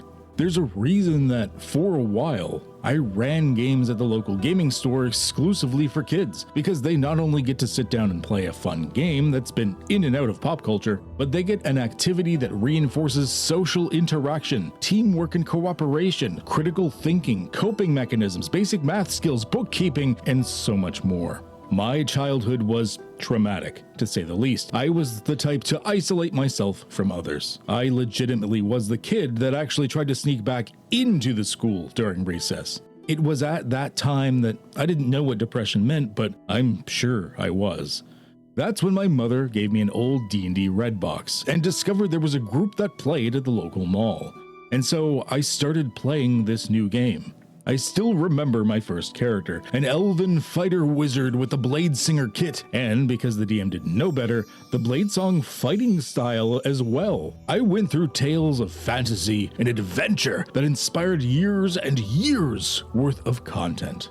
And although I've branched out and dabbled in other systems, Dungeons & Dragons has never been far away. It's always been there as the comfort zone for us to return to. And I think back to writers in the old D&D days, thinking of them like role-playing gods, not realizing that someday I'd get to do stuff with them. I'd get to have people like Monty Cook on my YouTube channel. These legendary creators that no matter what they work on now, I remember them fondly because Dungeons & Dragons. For 50 years now, it has shaped the lives of those who've played it. I know it has shaped mine. And it's also shaped the lives of people like Ray's Game Fully. Take it away, RGF. Thank you so much, and thanks also to Mr. Welch for putting this video together to commemorate the 50th anniversary of Dungeons & Dragons. I've been playing D&D for most of those years. I started playing in 1982 when I was in elementary school. I started out playing 1st edition Advanced Dungeons & Dragons, but then transitioned to basic D&D after falling in love with the Basic Rules box set. These rules set me on the path of dungeon mastering, a path that I walk on today. I played D&D pretty regularly for about 10 years. During that time, I had so many great experiences, both with my friends as players and with their characters and all of their adventures. We battled demons, fought dragons, and journeyed to the realms of the gods. I did get away from the game for a little while after that. I worked in my career, got married, and started a family. When my children were old enough, I showed them my D&D books. They fell in love with the game just like I did. But something else happened too. They told me that their friends also played D&D, something called 5th edition. I was curious about this, so I went online to check it all out. I was blown away at both the popularity of the game and the size of the community. But as impressive as all of it was, very few people seemed to know about the parts of D&D that I fell in love with. There's been so much material published over 50 years, and I realized that there was some amazing stuff that most fans had never even heard about. This is what motivated me to make Raise Game Fully. I decided to join this wonderful community and make videos to show players of all ages and experience levels the parts of the game that aren't talked about as much. I wanted to shed some light on the cool worlds and adventure modules and supplemental materials that I fell in love with. I also began posting videos of game sessions that I was playing with my sons and their friends. These sessions aren't fancy or polished. They're just raw footage of friends sitting down to play a game. And that's something I hope to convey to people. You don't need to be an actor to play D&D. You don't need to have theater training to play D&D. All you need are friends, snacks, pencils, paper, and some dice. A Dungeons & Dragons game is whatever you want it to be. That's the beautiful thing about it. And I think that's something that inspires me the most when I see newer players being creative and enjoying the game. It's so great to see that you're all keeping this game alive. Well, that's all for me for now. You can see more of me at Raise Game Fully. Thank you for watching, and again, a big thank you to Mr. Welch for getting us all together like this. Okay, up next is someone who will be talking about the darker, creepier parts of D&D. Prepare to enter the domain of dread. Here is Raven Lore. Thanks. My love affair with the ampersand began in '83, and my father had purchased this red book for me that I saw in a used bookstore.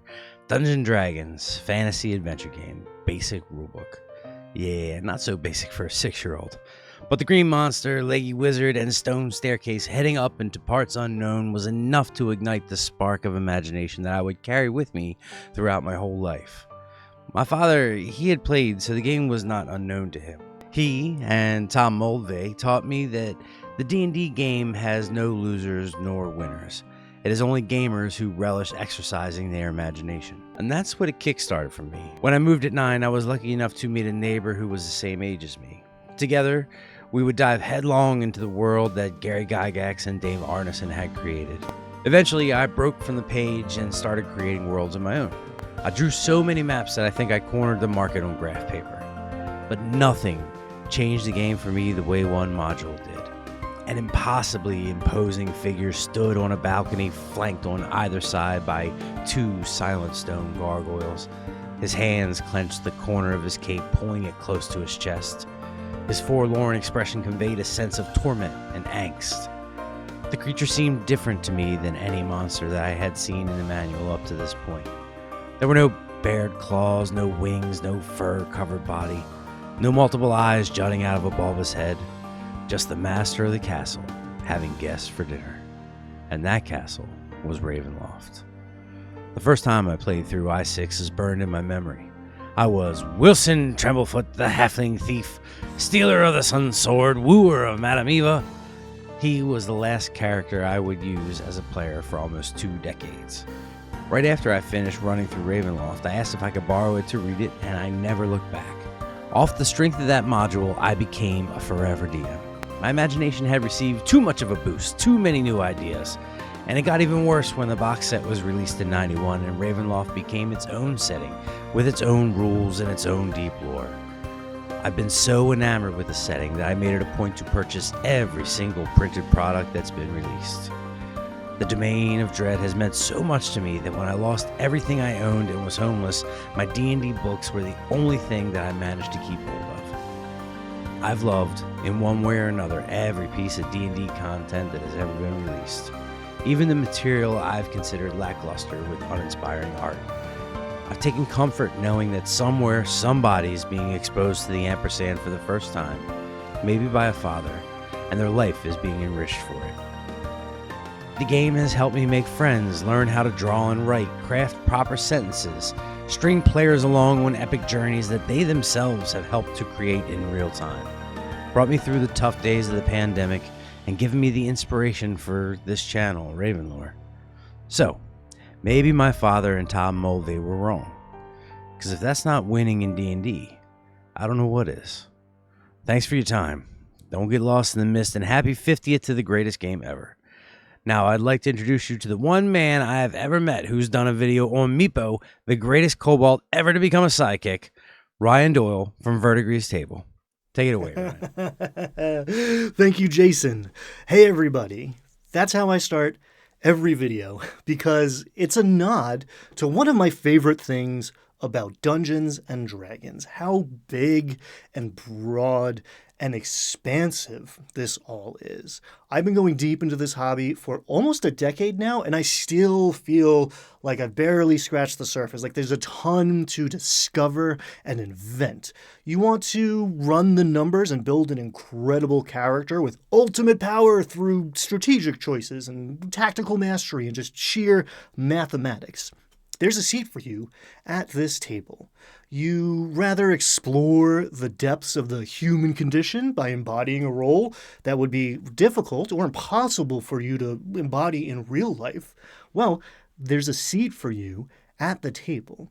Do you want an outlet for your artistic expression, your repressed theater kit? Or do you draw maps or paint character portraits, carve terrain, 3D print minis, write dialogue and sonnets and limericks or just jokes? There's a seat for you at the table.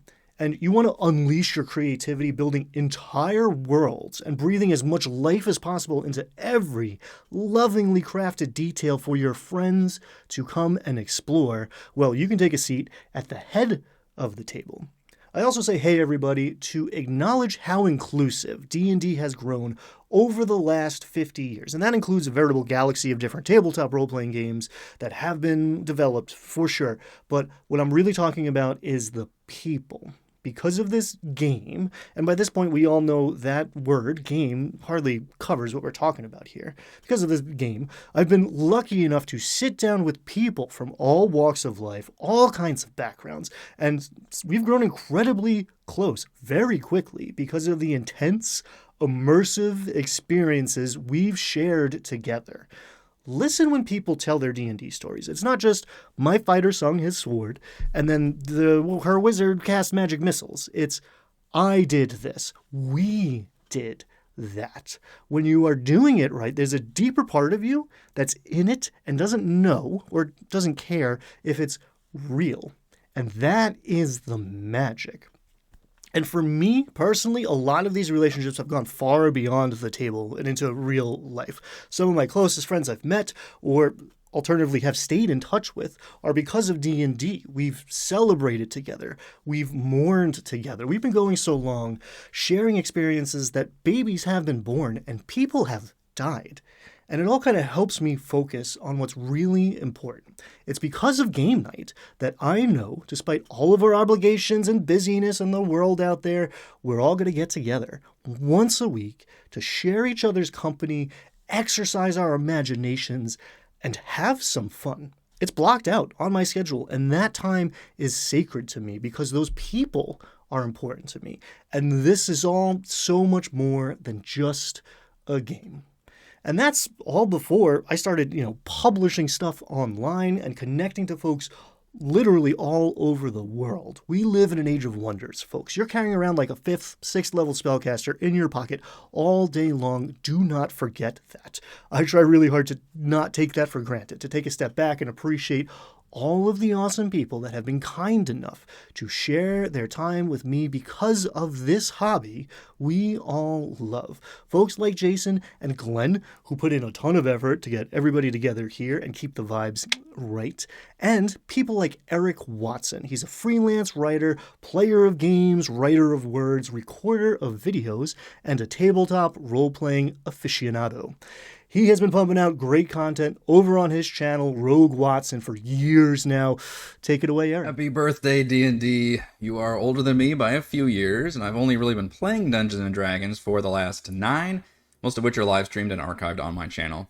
I've always loved the fantasy genre, and I do have lots of nostalgia for growing up with D&D video games, like the gold box games of the early 90s, Dark Sun, Eye of the Beholder, and sinking dozens of hours into Neverwinter Nights and Baldur's Gate in the late 90s. I also devoured the Dragonlance series of novels well before I even knew it was a D&D universe. But playing actual tabletop D&D wasn't really my jam until about a decade ago with the rise of Roll20, better webcams and microphones, online video chat, the very beginnings of playing tabletop RPGs online. At that stage, my best friends dating back to grade school had all started going our separate ways, entering the final adult stages of our lives with big careers, marriages, kids.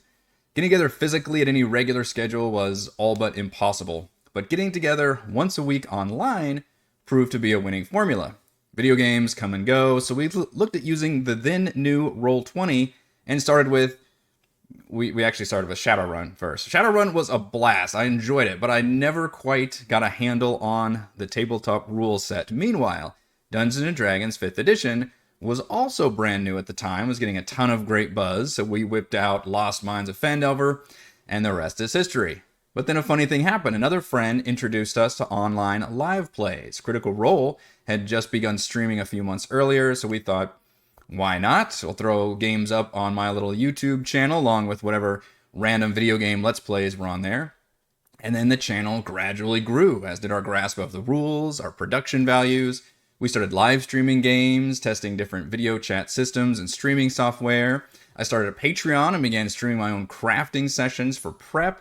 I uploaded exclusive D&D content and shared my prep notes and documents. And now I run regular private D&D games for patrons and patron DM roundtables with other passionate fans, meeting absolutely fantastic people that have enhanced my love of the game even more. To date, we have played somewhere around 400 online sessions of Dungeons & Dragons, including 7 campaigns and a dozen one-shots. We still play on livestream every single week. Most importantly, playing D&D has kept our childhood friendships alive and well, as we all turn 40 and have way less free time than when we started.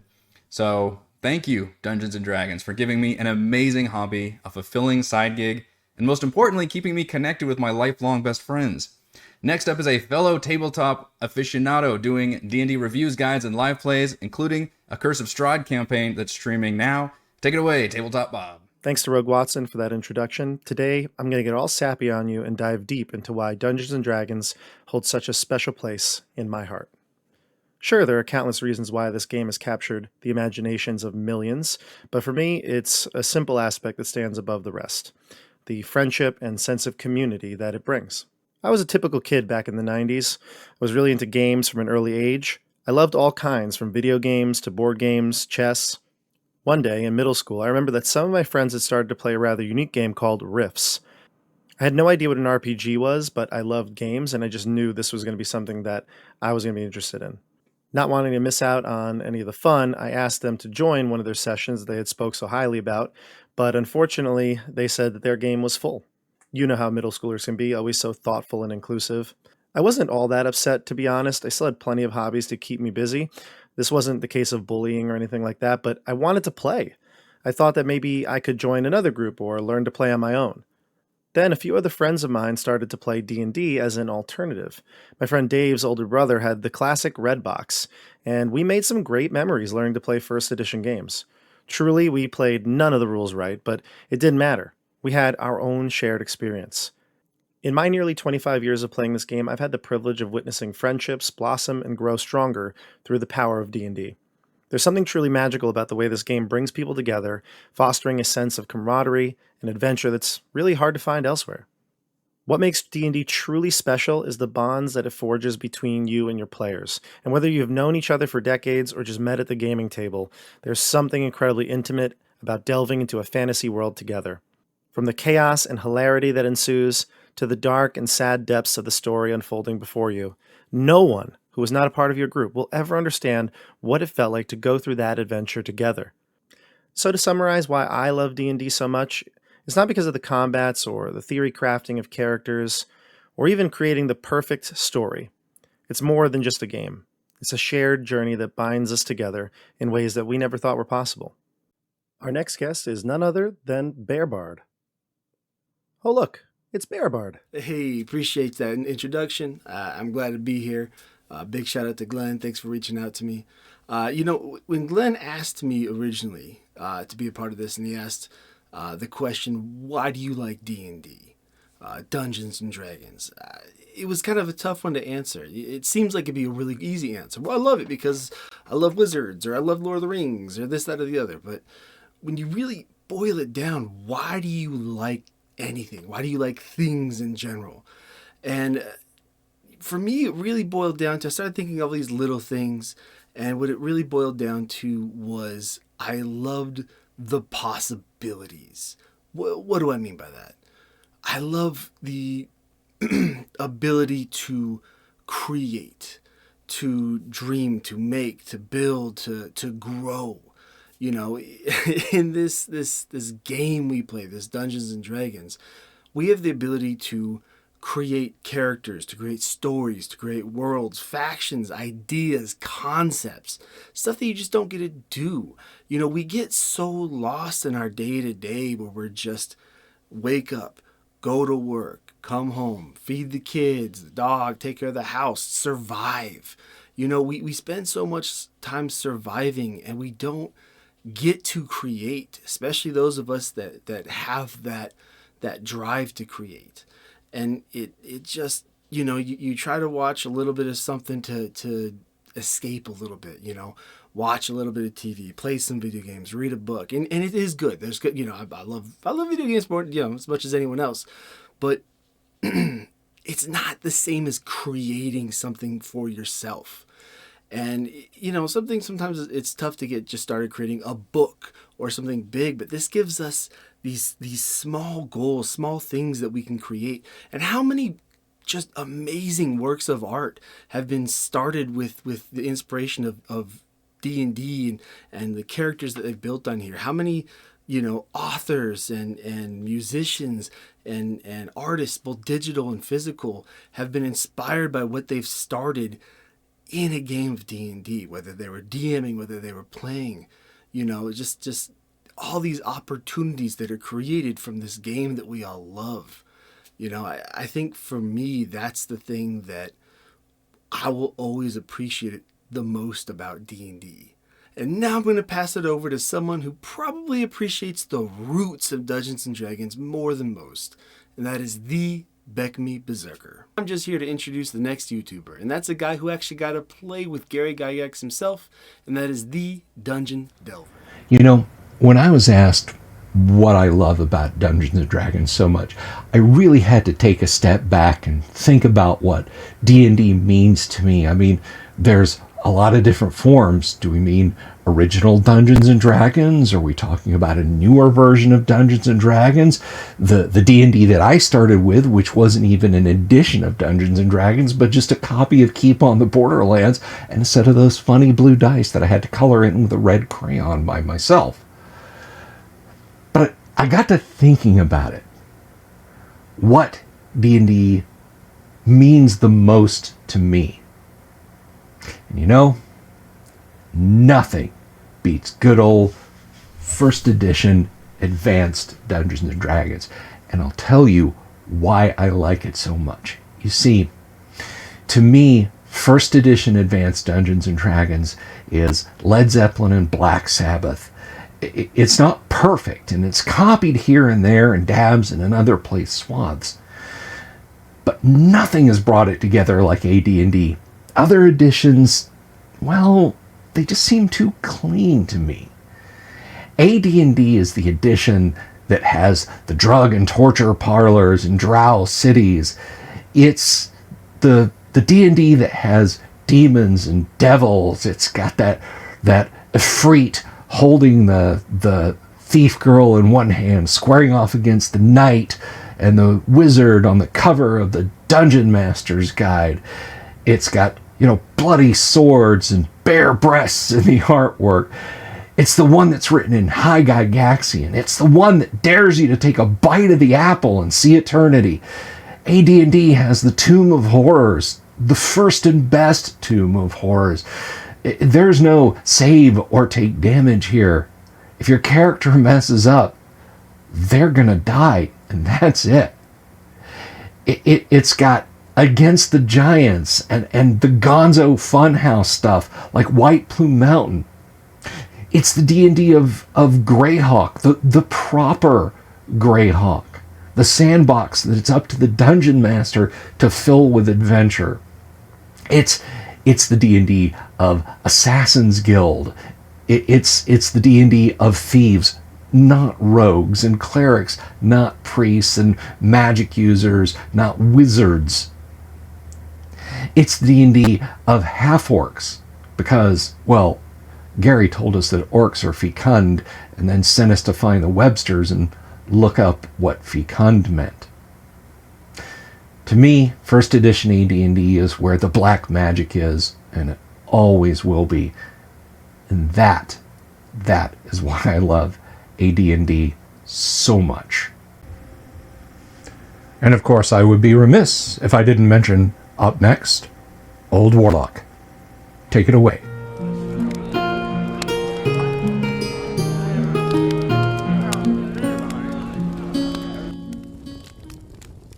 Whoa, it's us. Here we are on the video. Who's excited?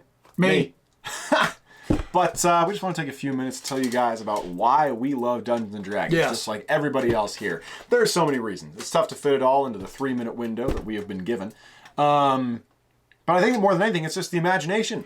I really think that sums it up. I mean, at the end of the day, I started playing this game back in 1978, and as someone who is heavily into fantasy, science fiction, things like that, back in those days, all you could do then was read about it. And then suddenly this game appears on the scene that allows you to imagine much bigger, much more, and you suddenly are able to create worlds and universes. And to me, that has been the biggest driver of this fantastic game that we call Dungeons and Dragons. Yeah, it's morphed out into a no end of other RPGs, but at its core, I think it's still Dungeons and Dragons, and we have great appreciation for it here at the Old Warlock. It's just about going on some adventures with your buddies, finding new stuff, creating new things, and building these worlds through your adventures that, you know, you might not be able to just sit down and create with yourself. It's collective storytelling. That's how we always defined it. It's a lot of people all contributing to the same overall story that hopefully a lot of people will remember for years to come. Within a structure. I mean, and that's what D&D provided. You know, yeah, you could always tell stories as you were kids, but suddenly there was a structure within which to do all of this. And, you know, in terms of letting your imagination free, there is nothing to compare to it. No, absolutely not. But we're pleased about this 50th anniversary celebration. Yes. We are going to put up something that our in-house artist, Zachary, drew right here. We published this back in January as a celebration for D&D. We thought it would be appropriate here as well. Absolutely. If you want a copy of it, let us know, and we'd be happy to send you a PDF of it so that you can share it around to whomever you desire to share it with. Yeah. Because we think this is an important milestone in the history of RPGs, and we want it celebrated as far and as wide as possible. Yeah, we haven't said it, I guess, in the video yet, but happy birthday to Dungeons & Dragons. Number 50 years. 50 years. 50 Wow. good, powerful years. 50 good, powerful years. That's pretty great. We're very excited about it. And in addition to that, I would like to take the chance to thank the people who are with us and those who are no longer with us, who created this game that we have all spent so many hundreds of enjoyable hours playing. Thank you to those of us. Thank you from those of us who played the game. Thank you to those of you who created it. And to those of you who have played the games with us over the years. That's the Bill, Billy, Calvin, Gene, John, Marcus, Cody, endless other names that I can't even remember. Hope to list. Can't even you remember. guys are the best, and there's been a lot of great memories made with all of you through this game. You So bet. here's to many, many more. Up next, we have Wally DM, who does a great job on his YouTube channel. He makes some really cool videos on puzzles. We encourage you to check it out. But thank you for letting us have a little chance here to say happy birthday, Dungeons & Dragons. And here's Wally. Wow, 50 years old? That's pretty impressive, Dungeons & Dragons. Way to go. You know, we're about the same age, and I Well, I won't tell you who's older. Let's leave it at that. So I'm excited to share today what I love about Dungeons & Dragons, but before I get started, I want to start with my own personal backstory. I figure every character in D&D needs a backstory, and this one is mine. It was about 40 years ago. I was in the 5th grade, and my friend and I went to lunch. He had a few sheets of paper and a pencil with him, and during that half an hour of our lunch hour, we created my very first character, a human fighter by the name of Ithor. With 5 minutes remaining of our lunch hour, my friend played the role as the Dungeon Master, and Ithor met this really cool NPC with this floating dagger that talked. The bell rang, we went back to class, and that was it for the day. I was super excited to go to school the next day. I couldn't wait to go to lunch and then resume Ithor's adventure, but when I got there, my friend told me that he was moving away. It was his last day, and I never seen him again. So needless to say, I was devastated, and it wasn't until 1 year later that I finally found the original Redbox Dungeons & Dragons set. I asked my dad if he would buy it for me. He did. I went home, I ripped it open, and I started reading the player's manual. Within the first few pages, I was hooked as I was reading through the story of my character and how to play D&D, but along the way we met this sweet cleric by the name of Alina and this evil magic user by the name of Bargle. Bargle ended up killing Alina at the end. I flipped the page and I began my Dungeons & Dragons journey. Fast forward to today, and I'm still playing Dungeons & Dragons. I absolutely love it. I play a lot of 5th edition, but in the spirit of the 50th anniversary, I've actually been playing a lot of basic D&D. It felt good to go back to my roots. Now, what I absolutely love about Dungeons & Dragons is it's a creative outlet for me. When I was a kid, I would draw up all of these dungeon maps and run them for my brother and my friends. And then nowadays, not only do I get to play D&D, but I have a YouTube channel and I've wrote a few puzzle and trap books. And it's just exciting to be able to put my own content into the game. I've created supplements. That's awesome. There's not a lot of hobbies in the world where you can actually create content for other people to use. And that's what I love about D&D. That's what I love about being a YouTuber and an author. But of course, what I love most about Dungeons & Dragons is hanging out with my friends and family, rolling dice, laughing, telling stories, and creating memories. So that's my D&D 50th anniversary story. Now I'm going to turn this over to William SRD. If you haven't checked out William's channel yet, he does a lot of reviews on video games that are D&D, Warhammer, and tabletop role-playing game focused. This is definitely one of the most unique Dungeons & Dragons related YouTube channels that you're gonna find.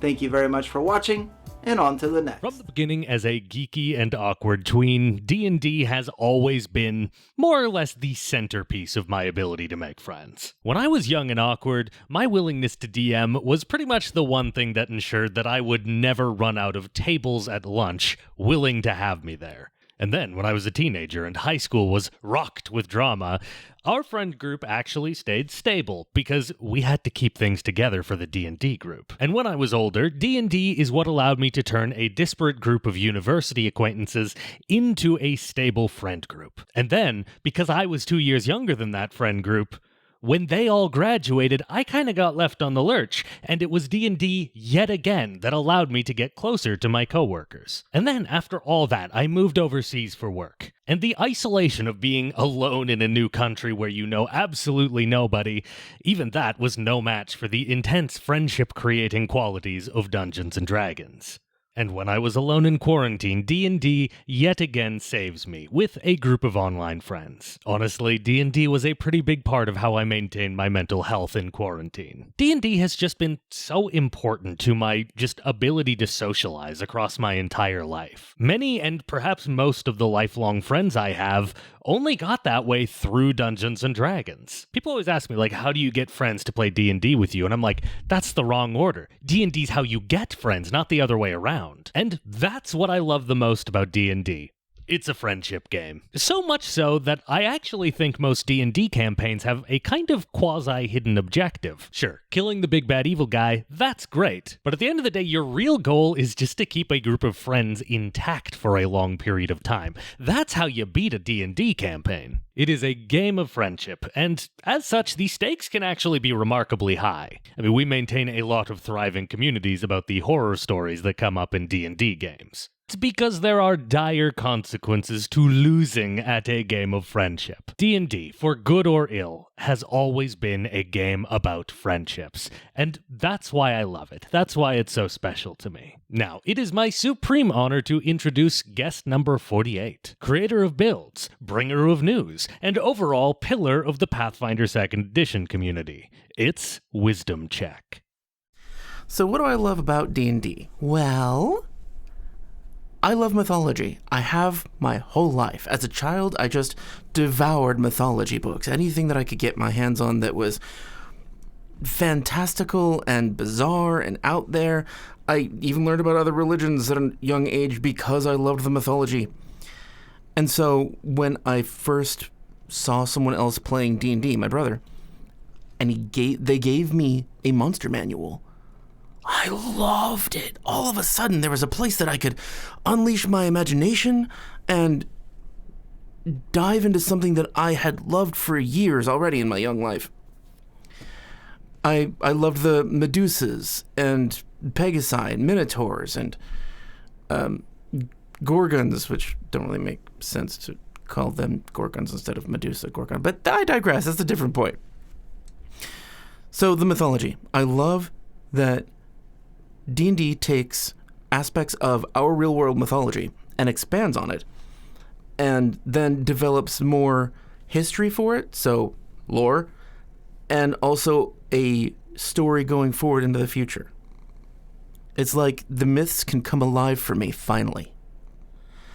And, of course, I love being at a table with a bunch of nerds and sort of validating my passions that are nerdy and quirky and weird. Everybody at the table is weird, and I love it.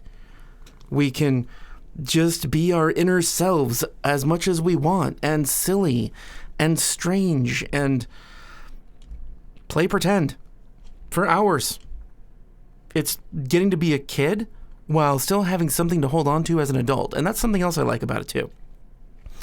The intricacy.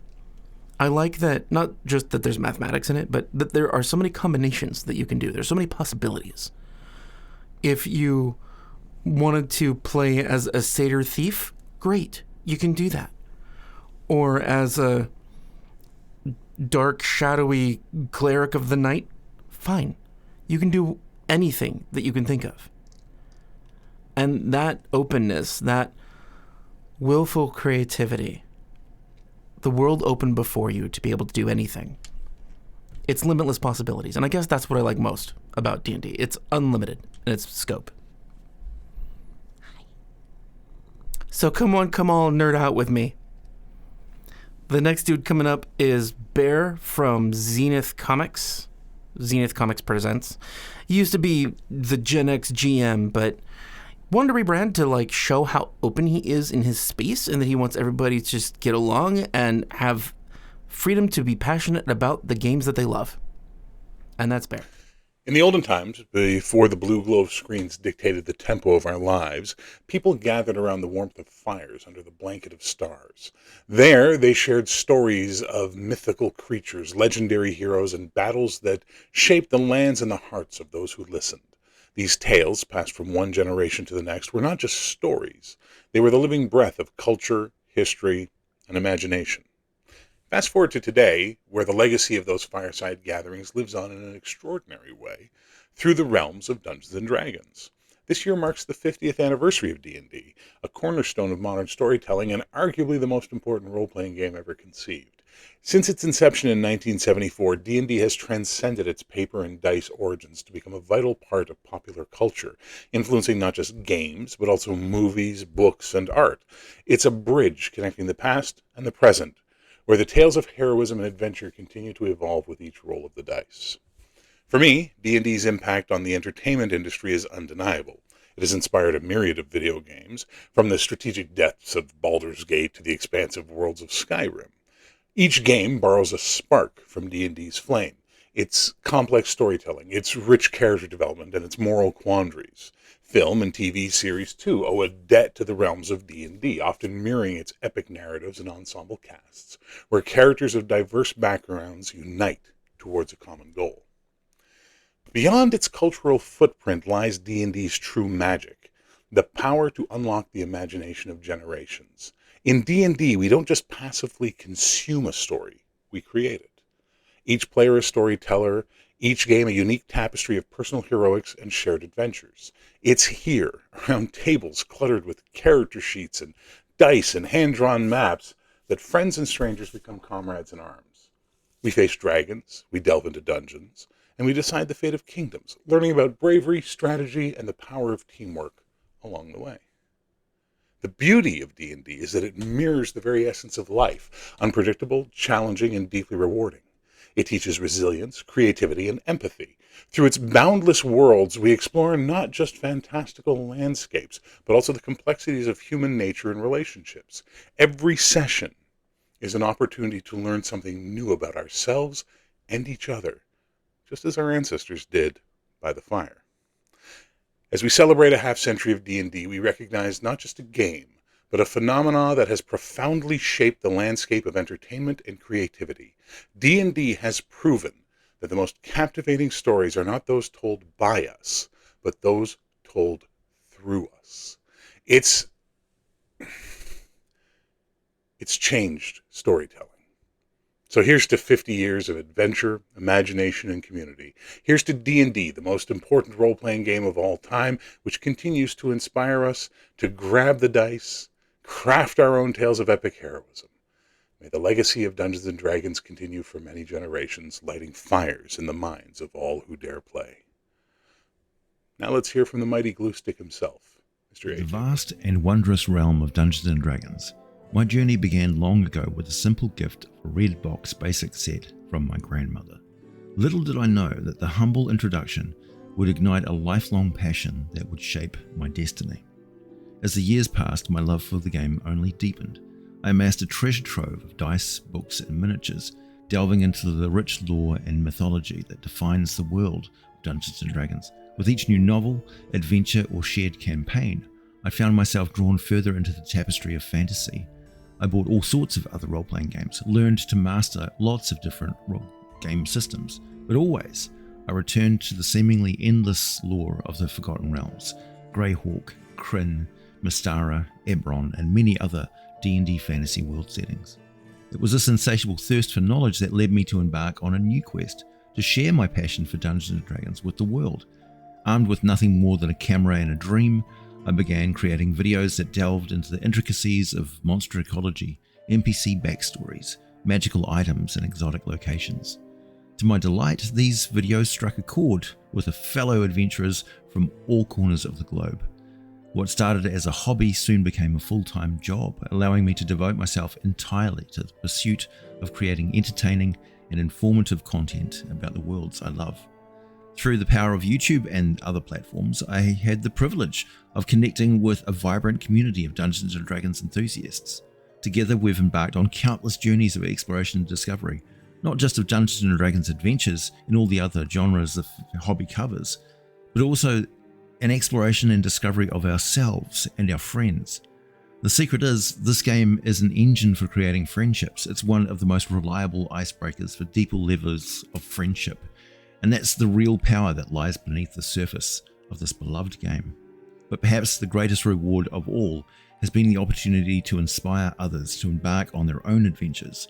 Whether it's introducing newcomers to the wonders of Dungeons & Dragons or reigniting the flames of passion in seasoned veterans, I'm endlessly grateful for the chance to share my love for this timeless game with the world. So here's to Dungeons & Dragons, the game that's shaped my life in more ways than I can count.